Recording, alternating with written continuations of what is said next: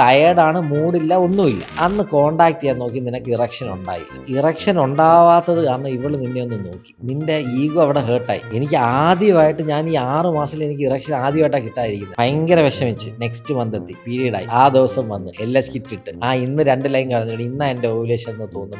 വയറ് വേദനയുണ്ട്. കഴിഞ്ഞ തവണ വരെ സെക്സ് ചെയ്യുമ്പോൾ എത്തുന്നത് എന്താ, ആ ഒരു സമയത്തെ പ്ലഷർ ആസ്വദിക്കുക എന്നുള്ളതാണ്. ഇപ്പൊ നിന്റെ മനസ്സിൽ വന്നെന്താ, ദൈവമേ കഴിഞ്ഞ തവണ ഇറക്ഷൻ കിട്ടിയില്ലല്ലോ, ഇനി എന്താവും ഈ മാസം. അത് വല്ലാത്തൊരു ഉദാഹരണമായി കേട്ടോ, എന്നെ വെച്ച് പറഞ്ഞപ്പോൾ. കോണ്ടം ഒക്കെ ബ്രേക്ക് ആയി കഴിഞ്ഞാൽ എത്ര അനുഭവം ഉണ്ടായി കാണും. ഇയാൾ തന്നെ പറ, എത്ര തവണ പൊട്ടിയിട്ടുണ്ട്? അധികം പൊട്ടിയിട്ടില്ലല്ലോ. ഏറ്റവും കൂടുതൽ ഒരു ഹോട്ട് സെക്സ് നടക്കുന്നതൊക്കെ എന്ന് പറഞ്ഞാൽ എനിക്കൊന്നും ഒരു 18, 19, 20, 21, 22, 23 ഏജിലായിരിക്കും. ഞാൻ പഠിച്ച സമയത്തും അങ്ങനെയാണ്. ഈ ബയോളജിയുടെ ഇത് വരുമ്പോഴേ, ഈ ബയോളജി ക്ലാസ്സിൽ വരുമ്പോൾ നമ്മുടെ mail reproductive system, female reproductive system പറഞ്ഞ രണ്ട്, അത് എടുക്കും, ഇന്നെടുക്കും, നാളെ എടുക്കും എന്ന് പറഞ്ഞിട്ട് ഇങ്ങനെ വെയിറ്റ് ചെയ്യാറുണ്ട്. ലെറ്റ് ഇറ്റ് ഹാപ്പൻ എന്ന് വെക്കുക. സെക്സ് ആസ്വദിക്കാനുള്ളൊരു കാര്യമാണ്. ഇപ്പം വന്നൊരു കുട്ടിയുടെ, അയാളുടെ ഹോസ്റ്റലിലെ പെൺകുട്ടി കല്യാണം കഴിച്ചിട്ട് ഫസ്റ്റ് നൈറ്റ് എങ്ങനെയാണെന്ന് കൂട്ടുകാരി അടുത്ത് പറഞ്ഞു. പക്ഷെ ആ കഥ കേട്ടതും ഇവള് ശരിക്കും ഇതിനെക്കുറിച്ച് പേടിച്ചു. Desire for sex in men is decreasing.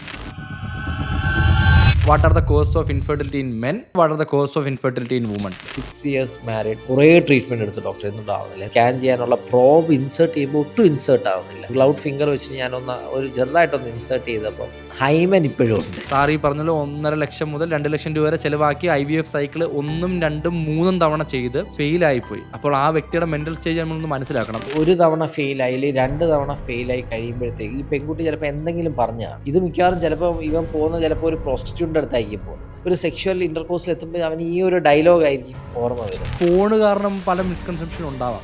അത് ഈ പെൺകുട്ടികളിൽ എനിക്ക് ഫീൽ ചെയ്തിട്ടുണ്ട്. അത് ഫോണിനെക്കാട്ടി കൂടുതൽ അവർക്ക് ഈ സിനിമകളിലൂടെ. എന്താണ് എഗ് ഫ്രീസിങ്? ടോട്ടൽ എക്സ്പെൻസ് എത്രയാണ്? ഫീമെയിൽസിന്റെ കാര്യത്തിലാണെങ്കിൽ ഇപ്പൊ മാസ്റ്റർബേഷൻ വളരെ കോമൺ തന്നെയാണ്. ഒരു കപ്പിൾസ് കുട്ടി ഉണ്ടാവണമെന്ന് പ്ലാൻ ചെയ്യുന്നു. അവർ എന്തൊക്കെ പ്ലാനിങ് ആയിരിക്കണം ഡേ 1 മുതൽ സ്റ്റാർട്ട് ചെയ്യേണ്ടത്? മെഷീൻ തന്നെ കുട്ടിയെ വഹിക്കാനും മെഷീൻ തന്നെ ഒരു 9 മാസം കഴിയുമ്പോൾ കുട്ടിയെ എടുക്കാൻ പറ്റുന്ന ഒരു അവസ്ഥ വരുമായിരിക്കും.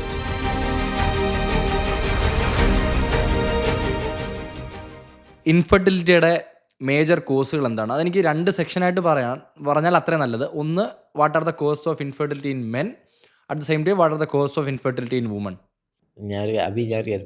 പക്ഷെ അതിലോട്ട് ഇറങ്ങി ചെല്ലുന്നത് അത് എത്രമാത്രം ഇൻട്രസ്റ്റിംഗ് ആയിരിക്കുമെന്ന് എനിക്കറിയില്ല. കാരണം അതൊരു ഭയങ്കര പ്യുവർ മെഡിക്കൽ കാര്യങ്ങളായി. എന്ന് പറഞ്ഞാൽ ഒരു 50 കോഴ്സുകളെങ്കിലും മെയിലിലുണ്ട്, ഒരു 10-30 കോഴ്സുകളെങ്കിലും ഫീമെയിലുണ്ട്. അപ്പം ഒരു ജനറലി ഇപ്പം ഒരാളെ ഹെൽപ്പ് ചെയ്യാൻ ഞാൻ പറയുകയാണെങ്കിൽ ഒരു ജനറലി പറയാം, ഒരു ഫീമെയിലിനെ എടുക്കാം. ഫീമെയിലിൻ്റെ ഏറ്റവും ഇമ്പോർട്ടൻ്റ് എന്താ? അവരുടെ ഏജ് ആണ് ഏറ്റവും ഇമ്പോർട്ടൻ്റ്.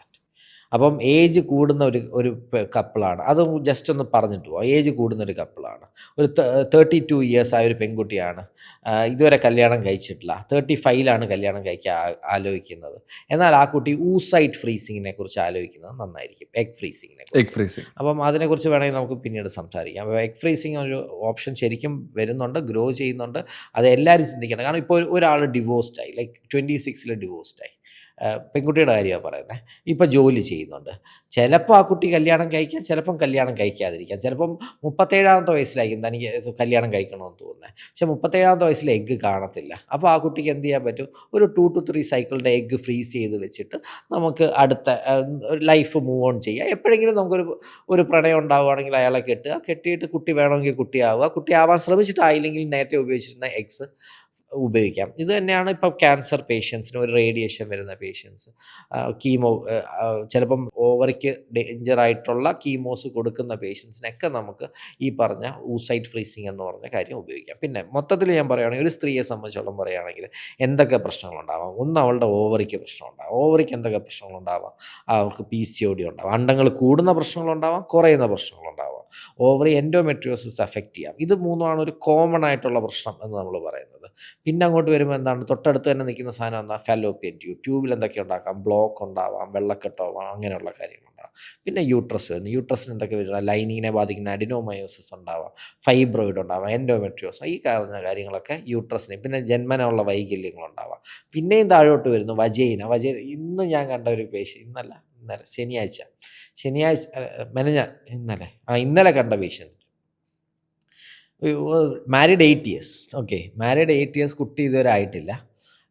കുറേ ട്രീറ്റ്മെൻറ്റ് എടുത്തു, എല്ലാ ട്രീറ്റ്മെൻറ്റും ഇതായില്ല. എന്നിട്ട് ഞാൻ ട്യൂബ് ടെസ്റ്റ് ഇതുവരെ ചെയ്തിട്ടില്ല. ട്യൂബ് ടെസ്റ്റിന് വേണ്ടി വരാൻ വന്ന് ഞാൻ വജൈനയിൽ ഞാൻ ആ സ്പെക്കുലം വെച്ച് നോക്കിയപ്പം, അതായത് വജൈന ഓപ്പൺ അപ്പ് ചെയ്യുന്ന ഒരു ഇൻസ്ട്രുമെൻ്റ് വെച്ച് നോക്കിയപ്പം കാണുന്നത് അയാളുടെ വജൈനയിൽ ഒരു വലിയൊരു സെപ്റ്റം ഉണ്ട്. വജൈന ആക്ച്വലി ഒരു 2/3 ഓഫ് വജൈന വരുമ്പോൾ ആ സെപ്റ്റം കാരണം അങ്ങ് അടഞ്ഞിരിക്കുക. ഓക്കെ. യൂട്രസ് എത്തുന്നില്ല. യൂട്രസിലോട്ട് ഒരു ചെറിയൊരു പിൻ പോയിന്റ് ഹോള് മാത്രമേ ഉള്ളൂ. അപ്പോൾ ആക്ച്വലി അത് കൺജനൈറ്റൽ ആയിട്ടുള്ള ഡിഫക്റ്റ് കാരണം അപ്പോൾ ഒരു കോൺടാക്ട് ചെയ്യുന്നത് എന്തുവാ, ആ വജൈനയിലിട്ട് കോൺടാക്ട് ചെയ്തിട്ട് സെമൻ എവിടെയാണ് വീഴുന്നത്, ആ യൂട്രസിന് അങ്ങോട്ട് അത് പോകുന്നില്ലായിരുന്നു. അപ്പോൾ അതായിരുന്നു ചിലപ്പോൾ അവർ ഇതുവരെ പോസിറ്റീവ് ആവാതിരിക്കാനുള്ള റീസൺ. അപ്പോൾ ഇങ്ങനെയുള്ള കൺജനൈറ്റൽ പ്രോബ്ലം പിന്നെയും വന്നിട്ടുണ്ട്. അയ്യോ എനിക്കറിയാം, മാരീഡ് 6 ഇയേഴ്സ് മാരീഡ്, കുറേ ട്രീറ്റ്മെൻറ്റ് എടുത്ത് ഡോക്ടർ എന്നിട്ടും ആവുന്നില്ല. എൻ്റെ അടുത്ത് വന്നു. ഞാൻ ചെയ്യുന്നിട്ട് നമ്മുടെ പ്രോബ് ഉണ്ടല്ലോ, നമ്മുടെ വജൈനൽ പ്രോബ്, സ്കാൻ ചെയ്യാനുള്ള പ്രോബ് ഇൻസേർട്ട് ചെയ്യുമ്പോൾ ഒട്ടും ഇൻസേർട്ട് ആവുന്നില്ല. ഞാൻ എന്നിട്ട് കൈ വെച്ചിട്ട് ജസ്റ്റ് ഒരു ഗ്ലൗഡ് ഫിംഗർ വെച്ചിട്ട് ഞാനൊന്ന് ഒരു ചെറുതായിട്ടൊന്ന് ഇൻസേർട്ട് ചെയ്തപ്പം ഹൈമൻ ഇപ്പോഴും ഉണ്ട്. അപ്പോൾ ആ കന്യാകർമ്മ ഇതുവരെ ഉണ്ട്. അപ്പം ഞാൻ ചോദിച്ചിട്ട് നിങ്ങളപ്പോൾ കോൺടാക്ട് ചെയ്യാറുണ്ടോ? ഓ ഡോക്ടറെ കോൺടാക്റ്റിന് ഒരു കുഴപ്പമില്ല. അപ്പോൾ എങ്ങനെയാണ് കോൺടാക്ട് ചെയ്യുന്നത്? അപ്പോഴത്തേക്ക് ഞാൻ ജസ്റ്റ് എൻ്റെ ഒരു ഫിംഗർ ആ ഹൈമൻ വരെ വെച്ച് നോക്കി. താൻ ഇവിടം വരെയാണോ കോൺടാക്ട് ചെയ്യുന്നത്? ആ അവിടം വരെയാണ് ഡോക്ടറെ കോൺടാക്ട്. അപ്പോൾ അവർ വിചാരിച്ചിരുന്നത് ആ പീനസ് വെച്ചിട്ട് വജൈനയിൽ റബ്ബ് ചെയ്യുന്നതാണ്, അല്ലെങ്കിൽ അവിടെ ജസ്റ്റ് ഒന്ന് ഇൻസേർട്ട് ചെയ്യുന്ന, ജസ്റ്റ് ആ ഒരു അറ്റം ഭാഗം മാത്രം ഇൻസേർട്ട് ചെയ്യുന്ന കോൺടാക്ട് എന്ന്. അപ്പോൾ എന്നിട്ട് ആക്ച്വലി അപ്പോൾ ഇജാക്കുലേറ്റ് ചെയ്യുന്ന ഇവിടെ വജൈനയുടെ പുറത്താണ് ഇജാക്കുലേറ്റ് ചെയ്യുന്നത്. അവർ ഇതുവരെ അകത്ത് ഇജാക്കുലേറ്റ് ചെയ്തിട്ടില്ല. അപ്പോൾ അവർക്കൊരു ജസ്റ്റ് ഒരു കൗൺസിലിങ്ങും ആ ഭർത്താവിനെ വിളിച്ചിട്ട് ഇതാണ് ഹൈമൻ, ഇതിൻ്റെ അകത്തോട്ടാണ് വജൈന എന്ന് പറയുന്നതും, ഒരു ഫിംഗർ ഹസ്ബൻഡിന് ഗ്ലൗഡ് ഫിംഗർ കൊടുത്തിട്ട് കാണിച്ചു കൊടുത്തിട്ടാണ് ഹസ്ബൻഡ് അത് ദൈവമേ ഇതാണോ വജൈന എന്ന് ആ ഹസ്ബൻഡ് അപ്പോഴേ അറിയുന്നത്. അതും ഈ കാലഘട്ടത്തിലുണ്ടാകുന്നത്. ഇതൊരു 4 മാസം മുന്നേ നടന്നൊരു കാര്യമാണ് ഞാൻ പറഞ്ഞത്. അപ്പോൾ അതും ഈ കാലഘട്ടത്തിൽ ഉണ്ടാകുന്നുണ്ട്. അപ്പോൾ ഇതൊക്കെ ഒരു ഇൻഫെർട്ടിലിറ്റിയുടെ ഒരു ഫീമെയിൽ ഫാക്ടറിൽ നമുക്കിതൊക്കെ പറയാം. പിന്നെ മെയിൽ ഫാക്ടറിൽ വരുമ്പോഴത്തേക്ക് തീർച്ചയായിട്ടും സെമൻ എപ്പോഴും, ഞാൻ ഒരൊറ്റ വാക്ക് നിങ്ങൾക്ക് ഒരു ഉപദേശം, ഇത് കേൾക്കുന്ന ആൾക്കാർക്ക് ഒരു ഉപദേശം തരികയാണ്. സെമൻ എപ്പോഴും നമ്മളൊരു നല്ല ഒരു ഫെർട്ടിലിറ്റി സെൻറ്ററിൽ നിന്ന് തന്നെ ചെയ്യുക. ഒരു ആൻഡ്രോളജിസ്റ്റ് അല്ലെങ്കിൽ എംബ്രിയോളജിസ്റ്റ് തന്നെ പരിശോധിക്കുക. കാരണം അല്ലെങ്കിൽ തെറ്റായ റിപ്പോർട്ട് വരും. എന്തോ പ്രശ്നം എന്ന് പറഞ്ഞാൽ ഈ എല്ലാ ലാബിലും ഇവരെ അയക്കത്തില്ല, അതിനൊരു പരിശോധിക്കാനുള്ള എക്യുപ്മെൻസും കാണത്തില്ല. എന്നിട്ട് ഈ തെറ്റായ റിപ്പോർട്ടിന് മേലെ ഈ 10,000 രൂപയൊക്കെ വരുന്ന മരുന്നുകൾ ഒരു 3 മാസം കഴിക്കുമ്പോൾ ഓൾമോസ്റ്റ് 7,000 to 10,000 റുപ്പീസ് ആവും മെഡിസിൻ. ഈ 400 രൂപയുടെ ടെസ്റ്റിന് വേണ്ടി നമ്മൾ ഈ തെറ്റായ ടെസ്റ്റിൻ്റെ പുറത്ത് നമ്മൾ കഴിക്കുന്ന ഈ 10,000 രൂപയുടെ മെഡിസിൻ ആയിരിക്കും. അപ്പം ഡെഫിനറ്റ്ലി അത് ടെസ്റ്റ് ചെയ്യുന്നത് ഒരു ഫെർട്ടിലിറ്റി സെൻ്ററിൽ തന്നെ ടെസ്റ്റ് ചെയ്യുക. അപ്പോൾ സെമനിൽ കുറേ പാരാമീറ്റേഴ്സ് ഉണ്ട്. മോട്ടിലിറ്റി ഉണ്ട്, മോർഫോളജി ഉണ്ട്, കോൺസെൻട്രേഷൻ ഉണ്ട്, കുറേ കാര്യങ്ങളുണ്ട്. അതിനനുസരിച്ച് നമ്മൾ എന്താണ് റീസൺ എന്ന് കണ്ടെത്തി അതിനനുസരിച്ചുള്ള ട്രീറ്റ്മെൻറ്റ് കൊടുക്കുകയാണ് ചെയ്യുന്നത്. പിന്നെ സെക്ഷുവൽ ഡിസ്ഫങ്ഷൻസ് ഡെഫിനറ്റ്ലി ഈ പറഞ്ഞ ഇറക്ഷനുള്ള പ്രോബ്ലംസ് അതും ഇതുമൊക്കെ ഇതിൻ്റെ അകത്തോട്ട് വരുന്നുണ്ട്. മെയിൽ ഫാക്ടേഴ്സ് നമുക്ക് പിന്നെ അപൂർവമാണ് പറഞ്ഞ പോലെ ഈ റേഡിയേഷൻ, ഈ അസൂസ്പേമിയ എന്ന് കണ്ടീഷൻ, സ്പേം ഇല്ലാത്ത അതും വളരെയധികം ഈ സമയത്തുണ്ട്. സ്പേം 0 ആയിരിക്കും, 0 സ്പേം ഉള്ളത്. ഇവർക്ക് സ്പേം കാണത്തില്ല, സെമൻ മാത്രം കാണും. ഓക്കെ, മനസ്സിലായി. അതിനെയാണ് അസൂസ്പേമിയ എന്ന് പറയുന്നത്. അത് ഭയങ്കര ഡിഫിക്കൽട്ട് കണ്ടീഷനാണ്. കാരണം ബീജം ഇല്ല.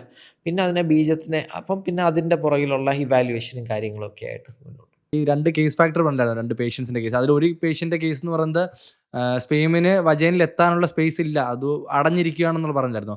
ശരിക്കും നമ്മൾ ഞാൻ കേട്ടിടത്തോളം, എനിക്ക് തെറ്റാതെ എന്നെ തിരുത്തി തന്നാൽ മതി, സ്പേമിന് പോകാൻ വളരെ മൈന്യൂട്ടായിട്ടുള്ള വഴി മതി, അതായത് വേ മതി എന്നുള്ളതല്ലേ? മതി. പക്ഷെ എന്നാലും ആ ഒരു കറക്റ്റ് പൊസിഷനിൽ ഇതുവരെ എത്തിയിട്ടില്ല. നമ്മൾ വീഴേണ്ട ഒരു സ്ഥലത്ത് എത്തിയിട്ടില്ല. കല്യാണം കഴിഞ്ഞിട്ട് 8 വർഷമായി, കുട്ടികളില്ല, വേറെ ഫാക്ടേഴ്സ് ഒന്നും കാണുന്നില്ല. അപ്പോൾ അങ്ങനെ വരുന്ന ഒരാൾക്ക് നമ്മൾ ഇതൊന്ന് കറക്റ്റ് ചെയ്തത് നല്ലതല്ലേ? ആണ്. മനസ്സിലായി. ഇതിൽ എനിക്ക് 100% ഇത് പറയാൻ പറ്റത്തില്ല. കാരണം സ്പേം ഈ പറഞ്ഞ പോലെ മൊട്ടയിലാണ്, അവർക്ക് മൂവ് ചെയ്യാം. പക്ഷെ വീഴേണ്ട സ്ഥലത്തല്ല വീണേക്കുന്നത്. ഓക്കെ, അവിടുന്ന് ഇനിയുണ്ട് 3 സെൻറ്റിമീറ്റർ അല്ലെങ്കിൽ 4 സെൻറ്റിമീറ്റർ ഇനിയുണ്ട്. പക്ഷെ അതും മൂവ് ചെയ്യാനുള്ള കഴിവുണ്ട്. ബട്ട് എന്താണ്, നമുക്ക് നോക്കാം. നമുക്ക് ആദ്യം ഒന്ന് സർജിക്കലി കറക്റ്റ് ചെയ്ത് നോക്കാം. എന്നിട്ട് അവർ പ്രഗ്നൻ്റ് ആവുന്നോ ഇല്ലയോ എന്ന് നോക്കാം. ഒരു ഇങ്ങനെയാണ് ഞാൻ പറഞ്ഞത്. പ്രോബ്ലംസ് നമ്മൾ പിൻ പോയിന്റ് ചെയ്യുക ഇതൊക്കെ, എന്നിട്ട് നമ്മളതൊന്ന് കറക്റ്റ് ചെയ്ത് നോക്കുക. എന്നിട്ട് ശരിയാവോ ഇല്ലയോ എന്ന് നോക്കാം. ഇല്ലെങ്കിൽ നമുക്ക് അടുത്തതിലോട്ട് പോകാം. വീണ്ടും ഓപ്ഷൻസ് ഉണ്ടല്ലോ. അടുത്ത ചോദ്യം എന്ന് പറഞ്ഞാൽ ഡോക്ടർ പറഞ്ഞ ടോപ്പിക്ക് തന്നെ ഉണ്ടായിരുന്നു, എഗ് ഫ്രീസിങ്. എന്താണ് എഗ് ഫ്രീസിങ്? അല്ലെങ്കിൽ എഗ് ഫ്രീസിങ്ങിൻ്റെ ടോട്ടൽ എക്സ്പെൻസ് എത്രയാണ്? എഗ് ഫ്രീസിങ് എന്ന് പറഞ്ഞു കഴിഞ്ഞാൽ നമ്മുടെ എല്ലാ പീരീഡിൻ്റെ ഒരു മാസം തന്നെ 3-4 വേവ്സ് ഉണ്ടാവും. പോട്ടെ, അത് നിൽക്കാം. ഒരൊറ്റ വേവിൻ്റെ കാര്യം പറയാം. പീരീഡിൻ്റെ 2nd അല്ലെങ്കിൽ 3rd ഡേ നമ്മുടെ ഈ ഓവറിക്കകത്ത് ഇഷ്ടംപോലെ അണ്ടങ്ങളുണ്ട്. ഓവറി എന്ന് പറഞ്ഞാൽ ഒരു 4 സെൻറ്റിമീറ്ററിൻ്റെ ഒരു അവയവമാണ്. ഒരു 40 ലക്ഷത്തോളം എഗ്ഗുകളാണ് ഈ ഒരു ഓവറിയിലുള്ളത്. ഇതിൽ നിന്ന് എല്ലാ മാസവും ഉപയോഗിച്ച് കുറഞ്ഞുകൊണ്ടിരിക്കും. പുതുതായിട്ട് ഒരു എഗ്ഗിനെ പോലും ഉണ്ടാക്കാൻ ഒരു സ്ത്രീക്ക് ഒരു കഴിവില്ല. അവർക്ക് എത്രയാണോ ഉള്ളത് അതിൽ നിന്ന് കുറഞ്ഞുകൊണ്ടിരിക്കും. അപ്പോൾ എല്ലാ മാസവും ഒരു പൂൾ ഓഫ് എഗ്സ് വരും. ഒരു പീരീഡിൻ്റെ ഒരു സെക്കൻഡ് അല്ലെങ്കിൽ തേർഡ് ഡേ നമ്മൾ സ്കാൻ ചെയ്യുമ്പോൾ ഒരു ഓവറിയിൽ ഒരു 10 മുതൽ 14 എഗ്സ് വരും. ഒരു 12 നമുക്ക് ആവറേജ് എടുക്കാം. ഒരു ഓവറിൽ 12, മറ്റേ ഓവറിൽ 12, ഒരു 24 എഗ്സ് വരുന്നത്, 24 മുട്ടയുണ്ട് ഈ മാസം. അതിലെ ഒരെണ്ണമാണ് വളർന്ന് ഓവുലേഷൻ നടക്കുന്നതും കുട്ടിയാവാൻ സഹായിക്കുന്നത്. ബാക്കി 23 എണ്ണവും ഡീജനറേറ്റ് ചെയ്ത് നശിച്ചങ്ങ് പോവുക ചെയ്യുന്നത്. ഇതേപോലെ വീണ്ടും ഇതേപോലെ ഒരു പൂള് വരും, അതിൽ നിന്ന് ഒരെണ്ണം വളരും, ബാക്കിയൊക്കെ നശിച്ചു പോകും. അപ്പം ഇതിൻ്റെ കോൺസെപ്റ്റ് എന്ന് പറഞ്ഞാൽ എന്താ, നമ്മൾ ആ ഒരു പീരീഡിൻ്റെ സെക്കൻഡ് അല്ലെങ്കിൽ തേർഡ് ഡേ നമ്മൾ കുറച്ച് മെഡിസിൻസ് കൊടുത്ത് ആ ഒരു എഗ്ഗിന് പകരം ആ ഓവറിയിലുള്ള എല്ലാ എഗ്ഗിനെയും വളർത്തുക. ഓക്കെ. അപ്പോൾ ഒരു 24 എണ്ണമുണ്ടെങ്കിൽ 24 എണ്ണത്തിനെയും വളർത്തുക. വളർത്തിയിട്ട് ഒരു 10 ദിവസത്തെ ഇഞ്ചക്ഷൻ കഴിഞ്ഞ് 12-ാം ദിവസം നമ്മളത് വജീന ത്രൂ ചെറുതായിട്ടൊന്ന് മയക്കിയ ശേഷം ഇത് നമ്മൾ സക്ക് ചെയ്ത് പുറത്തെടുക്കും. പുറത്തെടുത്ത ശേഷം ഈ എഗ്ഗിനെ നമ്മൾ ലിക്വിഡ് നൈട്രജനിലോട്ട് വെച്ച് ഫ്രീസ് ചെയ്യും. ഓക്കെ. അങ്ങനെ ചിലപ്പോൾ ഒരു സൈക്കിൾ തന്നെ അത് മതിയായിരിക്കും, ചിലപ്പോൾ ഒരു സൈക്കിളും കൂടെ എടുക്കേണ്ടതായിട്ട് വരും. ഒരു സൈക്കിളിൻ്റെ കോസ്റ്റ് യൂഷ്വലി വരുന്നത് ഒരു 1.2 to 1.5 lakhs ആ റേഞ്ചിൽ വരും. എന്നാലും അതൊരു വലിയൊരു കോസ്റ്റായ, കാരണം ഒരാളുടെ അല്ലേ എഗ്സിന് അത് എത്ര നാൾ വേണമെങ്കിലും ഫ്രീസ് ചെയ്യാം. പിന്നെ എനിക്കൊന്ന് ഇയർലി ഒരു ചെറിയ എമൗണ്ട് 5,000 to 10,000 റേഞ്ചിൽ വരെ എമൗണ്ട് സ്റ്റോർ ചെയ്യാൻ വേണ്ടി, അത് സ്റ്റോർ ചെയ്യാനുള്ളൊരു വാടക എന്നുള്ള രീതിയിൽ. അതിന് ആ ഒരു എഗ് ഫ്രീസിങ് എന്നൊരു ടോപ്പിക്കിനെ വെച്ച് 2 സംശയങ്ങൾ. ഒന്ന്, ഇങ്ങനെ എഗ് ഫ്രീസ് ചെയ്യുന്നതുകൊണ്ട് വീണ്ടും നാച്ചുറലി പ്രഗ്നൻ്റ് ആവാനുള്ള ചാൻസിൽ എന്തെങ്കിലും ഇഷ്യൂസ് വരുന്നുണ്ടോ? ഒന്ന്. രണ്ടാമത്, ഇല്ല, ഞാൻ നേരത്തെ അതുകൊണ്ടാണ് ഞാൻ ആദ്യം തൊട്ട് പറഞ്ഞത്. കാരണം ആ ഒരു മാസം നശിച്ചു പോകേണ്ടിയിരുന്ന എഗ്സിനെയാണ് നമ്മൾ എടുക്കുന്നത്. അവരുടെ എഗ്ഗിൻ്റെ ക്വാളിറ്റിയോ എഗ്ഗിൻ്റെ റിസർവിനെയോ ഒന്നും ഇത് ബാധിക്കുന്നില്ല. രണ്ടാമത്തെ ചോദ്യം എന്ന് പറഞ്ഞാൽ, നമ്മളിപ്പം ആ എഗ് ഫ്രീസ് ചെയ്യുന്ന ഒരു ഫെസിലിറ്റി ഉണ്ടാവുമല്ലോ, നമ്മളൊരു പർട്ടിക്കുലർ സ്ഥലത്തായിരിക്കും ചെയ്യുന്നത്, അവിടെ തന്നെ നമ്മൾ വീണ്ടും ചെല്ലേണ്ടി വരുമോ നമ്മൾ പോസിറ്റീവ് ആവാൻ വേണ്ടി? ഇതിൻ്റെ ഒരു നിയമപ്രകാരം ആ എഗ്സിൻ്റെ പൂർണ്ണമായിട്ടുള്ള അവകാശി ഈ പെൺകുട്ടിക്കാണ്. ഓക്കെ. അപ്പോഴത്തേക്ക് ഈ പെൺകുട്ടിക്ക് തോന്നുകയാണ്, ഒരു 5 വർഷം കഴിഞ്ഞ് കല്യാണം കഴിച്ച് ഞാൻ ബാംഗ്ലൂരിലാണ് നിൽക്കുന്നത്, ഈ എഗ്സ് എനിക്ക് ബാംഗ്ലൂരിൽ എത്തിക്കണം. അപ്പോൾ അവരതിനുള്ള ചിലവ് തരുവാണെങ്കിൽ ആ എഗ്സിനെ അവർക്ക് റേക്കോലിട്ട് കൊണ്ടുപോകാം. നിയമപ്രകാരം അതിൻ്റെ പൂർണ്ണമായിട്ടും അതോറിറ്റി ആ പെൺകുട്ടി തന്നെയാണ്. നമ്മളത് സ്റ്റോർ ചെയ്യുന്നു എന്ന് മാത്രമേ ഉള്ളൂ. പക്ഷെ അത് അങ്ങനെ കൊണ്ടുപോകുന്നത് വളരെ കുറവാണ്. കാരണം മിക്കവരും ആ സെൻറ്ററിൽ തന്നെ വന്ന് ചെയ്യാറ്. അടുത്ത ചോദ്യം എന്ന് പറഞ്ഞാൽ, ഒരു കപ്പിൾസ് പോസിറ്റീവ് ആവണം അല്ലെങ്കിൽ കുട്ടി ഉണ്ടാവണമെന്ന് പ്ലാൻ ചെയ്യുന്നു, ആഗ്രഹിക്കുന്നു, അവർ എന്തൊക്കെ പ്ലാനിങ് ആയിരിക്കണം ഡേ 1 മുതൽ സ്റ്റാർട്ട് ചെയ്യേണ്ടത്? പ്ലാൻ ചെയ്യാതിരിക്കുക, അതാണ് ഫസ്റ്റ് വേണ്ടത്. ഞാനിത് പറയട്ടെ, ഇതൊരു 6 മാസം നീ കല്യാണം കഴിച്ച്, ഇപ്പം നീ എല്ലാ ഹണിമൂണൊക്കെ കഴിഞ്ഞ് ഇനി കുട്ടിയാവാമെന്ന് വിചാരിക്കാം. ഫസ്റ്റ് തന്നെ വേണ്ട ആയിക്കോട്ടെ എന്നങ്ങ് വിചാരിക്കുക. നിങ്ങൾ നേരത്തെ കോണ്ടോ ഉപയോഗിക്കുന്നുണ്ടെങ്കിൽ കോണ്ടോ ഉപയോഗിക്കേണ്ട. അല്ലാതെ വേറെ ഒരു തരത്തിലുള്ള രീതിയിലും ഇന്ന് ഓവുലേഷൻ ഒന്ന് ആലോചിച്ച് നോക്കണം. നീ ഒന്ന് ചിന്തിക്കണേ. നീയാണ് ആള്, വൈഫ് ഉണ്ട്, ഫസ്റ്റ് മാസം, ഈ മാസം തൊട്ടാണ് നോക്കുന്നത്, ഫോളിക് ആസിഡൊക്കെ കഴിക്കുന്നുണ്ട്, പ്ലാനിങ് ആണ്, ഫോളിക് ആസിഡൊക്കെ കഴിക്കുന്നുണ്ട്, അതുവരെ അടിപൊളി സെക്സും കാര്യങ്ങളൊക്കെയാണ്, എല്ലാം അടിപൊളിയാണ്. ഇന്ന് രാവിലെ ചേട്ടാ ഞാൻ LH കിറ്റ് നോക്കി, ഇന്ന് ഓവുലേഷനാണ്, ഇന്നാണേ കോണ്ടാക്ട് ചെയ്യേണ്ട ദിവസം. ശരി, നീ അന്ന് ജോലി കഴിഞ്ഞ് തിരിച്ചു വരുന്നു, ഭയങ്കര ക്ഷീണിച്ചാണ് വരുന്നത്, ഭയങ്കര ടയർഡാണേ. അവൾക്ക് വന്നു കയറിയപ്പോഴും അദ്ദേഹം വൈഫ് ഒന്ന് ഓർമ്മിപ്പിച്ചു, ഇന്നാണേ നമുക്ക് കോണ്ടാക്ട് ചെയ്യേണ്ട ദിവസം, ഇന്ന് കോണ്ടാക്ട് ചെയ്യണേ എന്ന് പറയുന്നു. അന്നൊരു അടിയും കൂടെ കൂടി എന്ന് വിചാരിക്കുക. അന്ന് വൈകുന്നേരം നിങ്ങൾ തമ്മിൽ വേറെ ഒരു ഭക്ഷണത്തിൻ്റെ പ്ലേറ്റിൽ ഒരു അടിയും കൂടെ കൂടി. രാത്രി നിനക്ക് ടയേർഡാണ്, മൂഡില്ല, ഒന്നുമില്ല. അന്ന് കോണ്ടാക്ട് ചെയ്യാൻ നോക്കി, നിനക്ക് ഇറക്ഷൻ ഉണ്ടായില്ല. ഇറക്ഷൻ ഉണ്ടാവാത്തത് കാരണം ഇവൾ നിന്നെ ഒന്ന് നോക്കി. ഇന്നാണെന്ന് ഞാൻ നിങ്ങളടുത്ത് പറഞ്ഞതായിരുന്നു, ഇത്രയും പറഞ്ഞു. നിൻ്റെ ഈഗോ അവിടെ ഹേർട്ടായി. എനിക്ക് ആദ്യമായിട്ട്, ഞാൻ ഈ 6 മാസത്തിൽ എനിക്ക് ഇറക്ഷൻ ആദ്യമായിട്ടാണ് കിട്ടാതിരിക്കുന്നത്. പക്ഷെ ആ ചെയ്യേണ്ട ദിവസം എനിക്ക് ചെയ്യാൻ പറ്റിയില്ല. ഭയങ്കര വിഷമിച്ച് നെക്സ്റ്റ് മന്ത് എത്തി, പീരീഡ് ആയപ്പോഴും ചേട്ടാ നമുക്ക് കഴിഞ്ഞ തവണ കോണ്ടാക്ട് ചെയ്യാൻ പറ്റിയില്ലല്ലോ, അതുകൊണ്ടല്ലേ ഇത്തവണ പീരീഡ് ആയെന്നുള്ളൊരു ചിന്ത നിൻ്റെ അടുത്ത് പറഞ്ഞു. നിനക്ക് ആ ടെൻഷൻ ബിൽഡപ്പ് ചെയ്തേ. എന്നിട്ട് വീണ്ടും ഇങ്ങനെ പോയിക്കൊണ്ടേയിരിക്കുന്നു.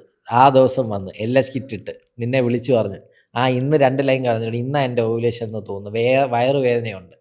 നിൻ്റെ മനസ്സിൽ ആദ്യം എത്തുന്ന, കഴിഞ്ഞ തവണ വരെ സെക്സ് ചെയ്യുമ്പോൾ എത്തുന്നത് എന്താ, ആ ഒരു സമയത്തെ പ്ലഷർ ആസ്വദിക്കുക എന്നുള്ളതാണ്.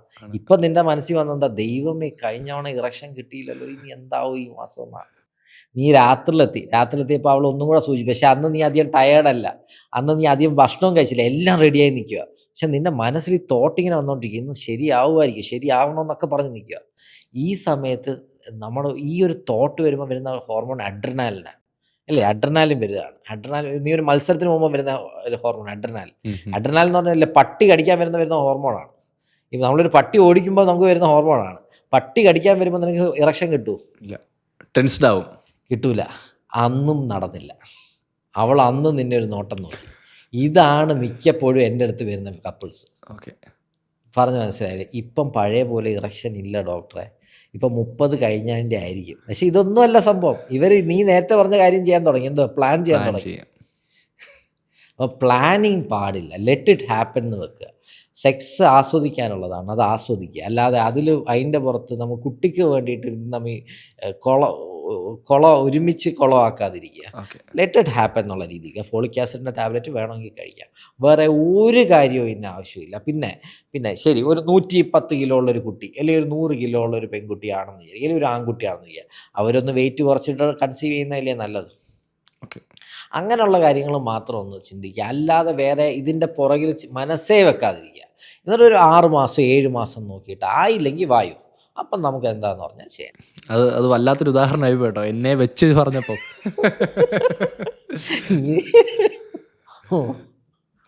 എന്തായാലും കുഴപ്പമില്ല, ആളുകളിലേക്ക് എത്തിക്കുക എന്നുള്ളതല്ലേ. എന്തായാലും അങ്ങനെ ഒരു അവസ്ഥ ഉണ്ടാവാതിരിക്കും. എന്തെങ്കിലും ഉണ്ടെങ്കിൽ വന്നാൽ മതി, ഞാൻ കാണും.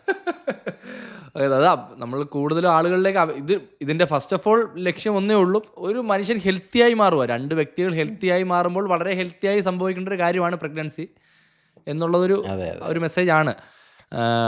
ഒരു കപ്പിൾസ് അല്ലെങ്കിൽ ലീവ് ഇൻ ടുഗദറായി നിന്ന കപ്പിൾസ്, അല്ലെങ്കിൽ എന്തായാലും കല്യാണം എന്ന് പറയുന്നൊരു സ്റ്റേജിലേക്ക് വരാൻ പോകുന്നൊരു കപ്പിൾസ് കല്യാണത്തിന് മുന്നേ കുറച്ച് ടെസ്റ്റുകൾ ചെയ്താൽ നന്നാവുമെന്ന് തോന്നിയിട്ടുണ്ടോ? അങ്ങനെ ആണെങ്കിൽ എന്തൊക്കെ ടെസ്റ്റുകളായിരിക്കും അവർ ചെയ്യേണ്ടത്? ഒന്നും ചെയ്യേണ്ടത് അങ്ങനെ ഒരു ടെസ്റ്റ് ചെയ്യണമെന്ന് ചോദിക്കുകയാണെങ്കിൽ ഞാൻ പറയും, ഒരു ബേസിക് ടെസ്റ്റ് എന്തൊക്കെയാണ്. ആണാണെങ്കിൽ ഷുഗർ ടെസ്റ്റ് ചെയ്യാം. ഓക്കെ. തൈറോയ്ഡ് വേണമെങ്കിൽ ടെസ്റ്റ് ചെയ്യാം. ഷുഗർ മാത്രം ഒന്ന് നോക്കുക. കാരണം മിക്കപ്പോഴും ഈ ഡയബറ്റിസ് ഹിഡൻ ആയിട്ട് ഇരിക്കാറുണ്ട്. ഇന്ത്യൻ പോപ്പുലേഷൻ്റെ കാര്യമാണ് പറയുന്നത്.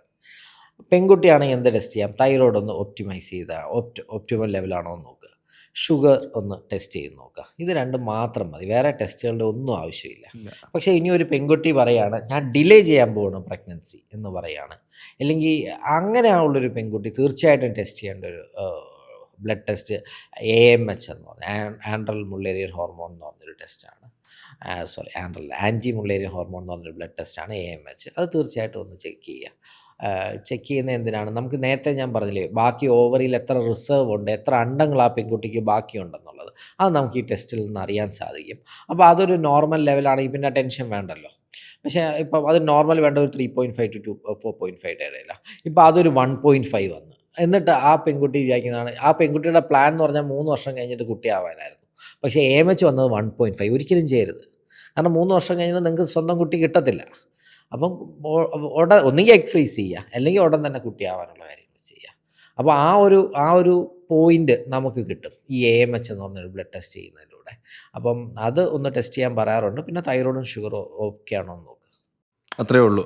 ഞാൻ ഒന്ന് ഇൻഫെർട്ടിലിറ്റി അല്ലെങ്കിൽ അതേ റിലേറ്റഡ് ആയിട്ടൊരു പോഡ്കാസ്റ്റ് ആകുമ്പോൾ ഞാൻ കുറേ റിസർച്ച് ചെയ്തു. അപ്പോൾ അതിനകത്ത് ഞാൻ പല റീലുകളും അല്ലെങ്കിൽ ഡോക്ടേഴ്സ് എടുത്ത് ഇങ്ങനെ ടിക്ക് മാർക്ക് ഇട്ട് ഒരു ലിസ്റ്റ് ഓഫ് ടെസ്റ്റുകളാണ് അവരിങ്ങനെ പറഞ്ഞത്. ആണുങ്ങൾ ചെയ്യേണ്ട ടെസ്റ്റ്, അതേപോലെ സ്ത്രീകൾ ചെയ്യേണ്ട ടെസ്റ്റുകൾ എന്ന് പറഞ്ഞ ഒരു മിനിമം ഒരു 10 എണ്ണം കാണും 2 പേർക്കായിട്ടുള്ള ടെസ്റ്റുകൾ. അതായത് സെമൻ അനാലിസിസ് എല്ലാം. എൻ്റെ അഭിപ്രായത്തിൽ ടെസ്റ്റേ ചെയ്യാതിരിക്കുന്നതാണ് ഏറ്റവും നല്ലത്. എന്തിനാണ് ഈ അനാവശ്യ ടെൻഷനൊക്കെ? അല്ലേ, ഹെൽത്തി ആയിട്ടിരിക്കുന്ന ഒരു ഒപ്റ്റിമം BMI ഉള്ള കപ്പിൾസിന് അങ്ങനെ എന്തെങ്കിലും പ്രശ്നങ്ങൾ ഉണ്ടാകാനുള്ള സാധ്യത കുറവാണ്. ഇതിനെയൊക്കെ ഒരു പ്രകൃതിക്ക് വിടുക. നമ്മൾ കഴിവതും ഇതിനെ ഒന്നും വലിയൊരു സംഭവമാക്കി കാണിക്കാതിരിക്കുക. സംഭവമായിട്ട് കാണിക്കുമ്പോഴാണ് നമുക്ക് അനാവശ്യ ടെൻഷൻസും ഒരു പ്രശ്നങ്ങളും ഒക്കെ വരുന്നത്. അതൊക്കെ സൈഡിൽ കൂടെ നടക്കേണ്ട കാര്യങ്ങളാണ്. അതെ, പക്ഷെ ഞാൻ ഇപ്പോഴും പറയുന്നു, ഒരു 38-year-old ഫീമെയിൽ അങ്ങനെ ചെയ്യരുത്. ഒരു 40-year-old ഫീമെയിൽ അങ്ങനെ ചെയ്യരുത്. അവർ ഹെൽപ്പ് തീർച്ചയായിട്ടും എടുക്കും എന്നുള്ളതാണ്. നമ്മൾ പറഞ്ഞു വന്ന മൊത്തം കാര്യത്തിലും അവയർനെസ് അല്ലെങ്കിൽ ഇതിനെപ്പറ്റിയുള്ള അവബോധങ്ങളാണ് നമ്മൾക്ക് ഇല്ലാത്തതെന്നാണ് നമുക്ക് ഇതെല്ലാം ഒരു കൺക്ലൂഡ് ചെയ്യാൻ പറ്റുന്നത്. സോ അതിൻ്റെ ഒരു പ്രൈം ഫാക്ടർ എന്ന് പറഞ്ഞാൽ സെക്സ് എഡ്യൂക്കേഷൻ നാട്ടിലില്ല എന്നുള്ളതാണ്. ഇപ്പം സെക്സ് എഡ്യൂക്കേഷൻ ഇല്ല എന്ന ആര് സ്റ്റേറ്റ്മെൻറ്റ് പറഞ്ഞാലും ഇപ്പം നാളെ കുട്ടികളെ കൊണ്ടുപോയി സ്കൂളിൽ കൊണ്ടുപോയിട്ട് അങ്ങനെയുള്ള മൂവീസ് കാണിക്കാൻ പറ്റുമോ എന്നാണ് എടുത്തടിച്ച് പലരും ചോദിക്കുന്നത്. ശരിക്കും ഡോക്ടറിൻ്റെ ഒരു അഭിപ്രായത്തിൽ, കാഴ്ചപ്പാടിൽ എന്താണ് ഒരു പ്രോപ്പർ സെക്സ് എഡ്യൂക്കേഷൻ നമ്മുടെ സമൂഹത്തിലേക്ക് എങ്ങനെ കുട്ടികളിലേക്ക് ഇപ്പം ഈ ഒരു ജനറേഷൻ കഴിഞ്ഞ് പുതിയ ജനറേഷനിലേക്ക് വരുമ്പോൾ ഈ കുട്ടികൾക്ക് എങ്ങനെ നമ്മൾ സെക്സ് എഡ്യൂക്കേഷൻ പഠിപ്പിച്ചു കൊടുക്കാൻ പറ്റും? ഇല്ല, അത് അവരുടെ സിലബസിൽ ആഡ് ചെയ്യുക എന്നുള്ളതാണ് ഏറ്റവും. എനിക്കിപ്പോഴും ഓർമ്മയാണ് നമ്മുടെ ഈ എനിക്കൊന്ന് ഞാൻ പഠിച്ച സമയത്തും അങ്ങനെയാണ്. ഈ ബയോളജിയുടെ ഇത് വരുമ്പോഴേ, ഈ ബയോളജി ക്ലാസ്സിൽ വരുമ്പോൾ നമ്മുടെ mail reproductive system, female reproductive system എന്ന് പറഞ്ഞ രണ്ട് അത് എടുക്കും, ഇന്നെടുക്കും, നാളെ എടുക്കും എന്ന് പറഞ്ഞിട്ട് ഇങ്ങനെ വെയിറ്റ് ചെയ്യാറ്. എനിക്ക് ഓർമ്മയുണ്ടോ, എൻ്റെ ബയോളജി ടെസ്റ്റിൽ നമ്മൾ ഈ സ്കൂൾ തുറക്കുമ്പോഴേ ബുക്ക് കിട്ടുമല്ലോ. അപ്പോൾ ബുക്കുകൾ ഓടിച്ച് മറിച്ച് നോക്കുമ്പോൾ ബയോളജിയുടെ 9ലോ 10ലോ ആണെന്ന് തോന്നി, കറക്റ്റ് ഓർമ്മയില്ല, 9ലോ 10ലോ. അപ്പം ഈ പടം നമ്മൾ നേരത്തെ കണ്ടിട്ടുണ്ട്. അപ്പോൾ നമ്മുടെ ക്ലാസ്സിലുള്ള എല്ലാവർക്കും അറിയാം ഈ ചാപ്റ്റർ കഴിഞ്ഞാൽ അടുത്ത ബയോളജിയുടെ 9ാമത്തെ 10ാമത്തെ ചാപ്റ്റർ ഇതായിരിക്കും. പക്ഷേ ആ ചാപ്റ്റർ മിസ്സാക്കും.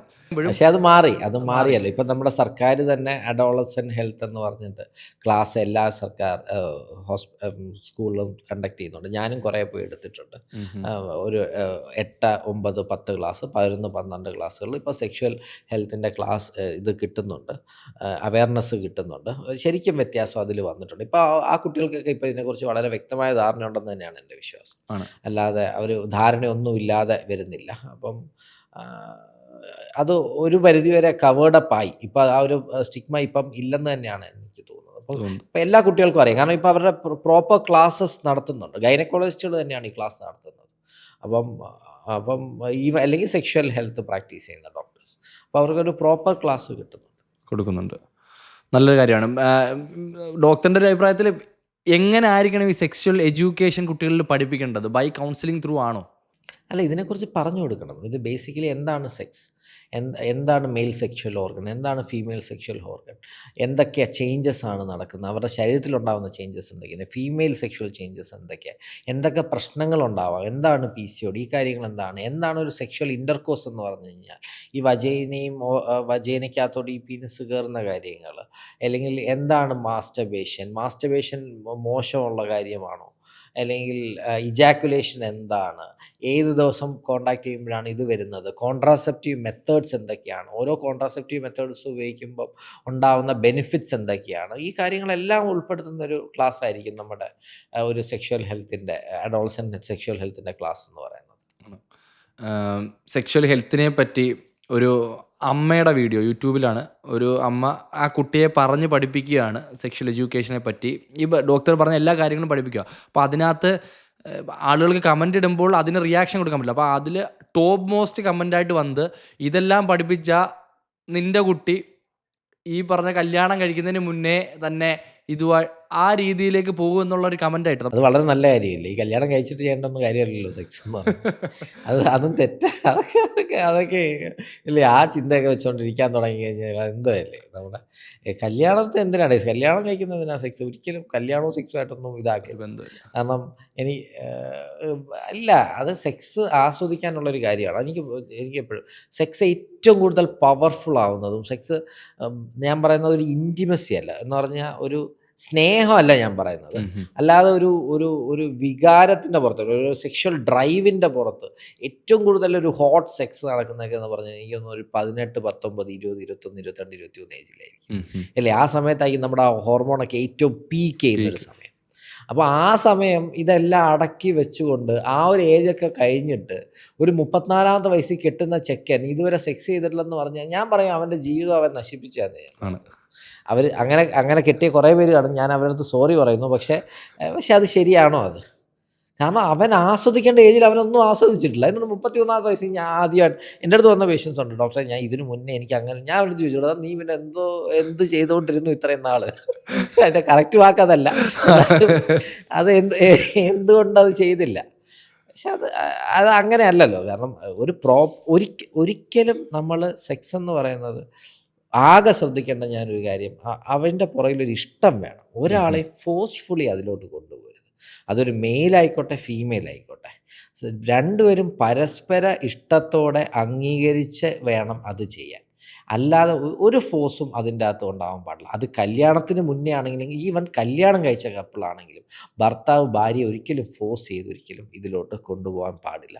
രണ്ടുപേരുടെയും മനസ്സ് തുറന്ന് ഇഷ്ടത്തോടെ ചെയ്യേണ്ട ഒരു വികാരം തന്നെയാണ് സെക്സ്. അതുപോലെ തന്നെ ഈ സെക്ഷൽ എഡ്യൂക്കേഷൻ സിലബസിൽ ആഡ് ചെയ്യുന്നതിനെ പറ്റി പറഞ്ഞു. ഇപ്പോഴത്തെ പുതിയ നിയമങ്ങളിലെ വ്യത്യാസങ്ങളല്ലേ കുട്ടികളെ പഠിപ്പിക്കുന്നതിലും പറഞ്ഞു.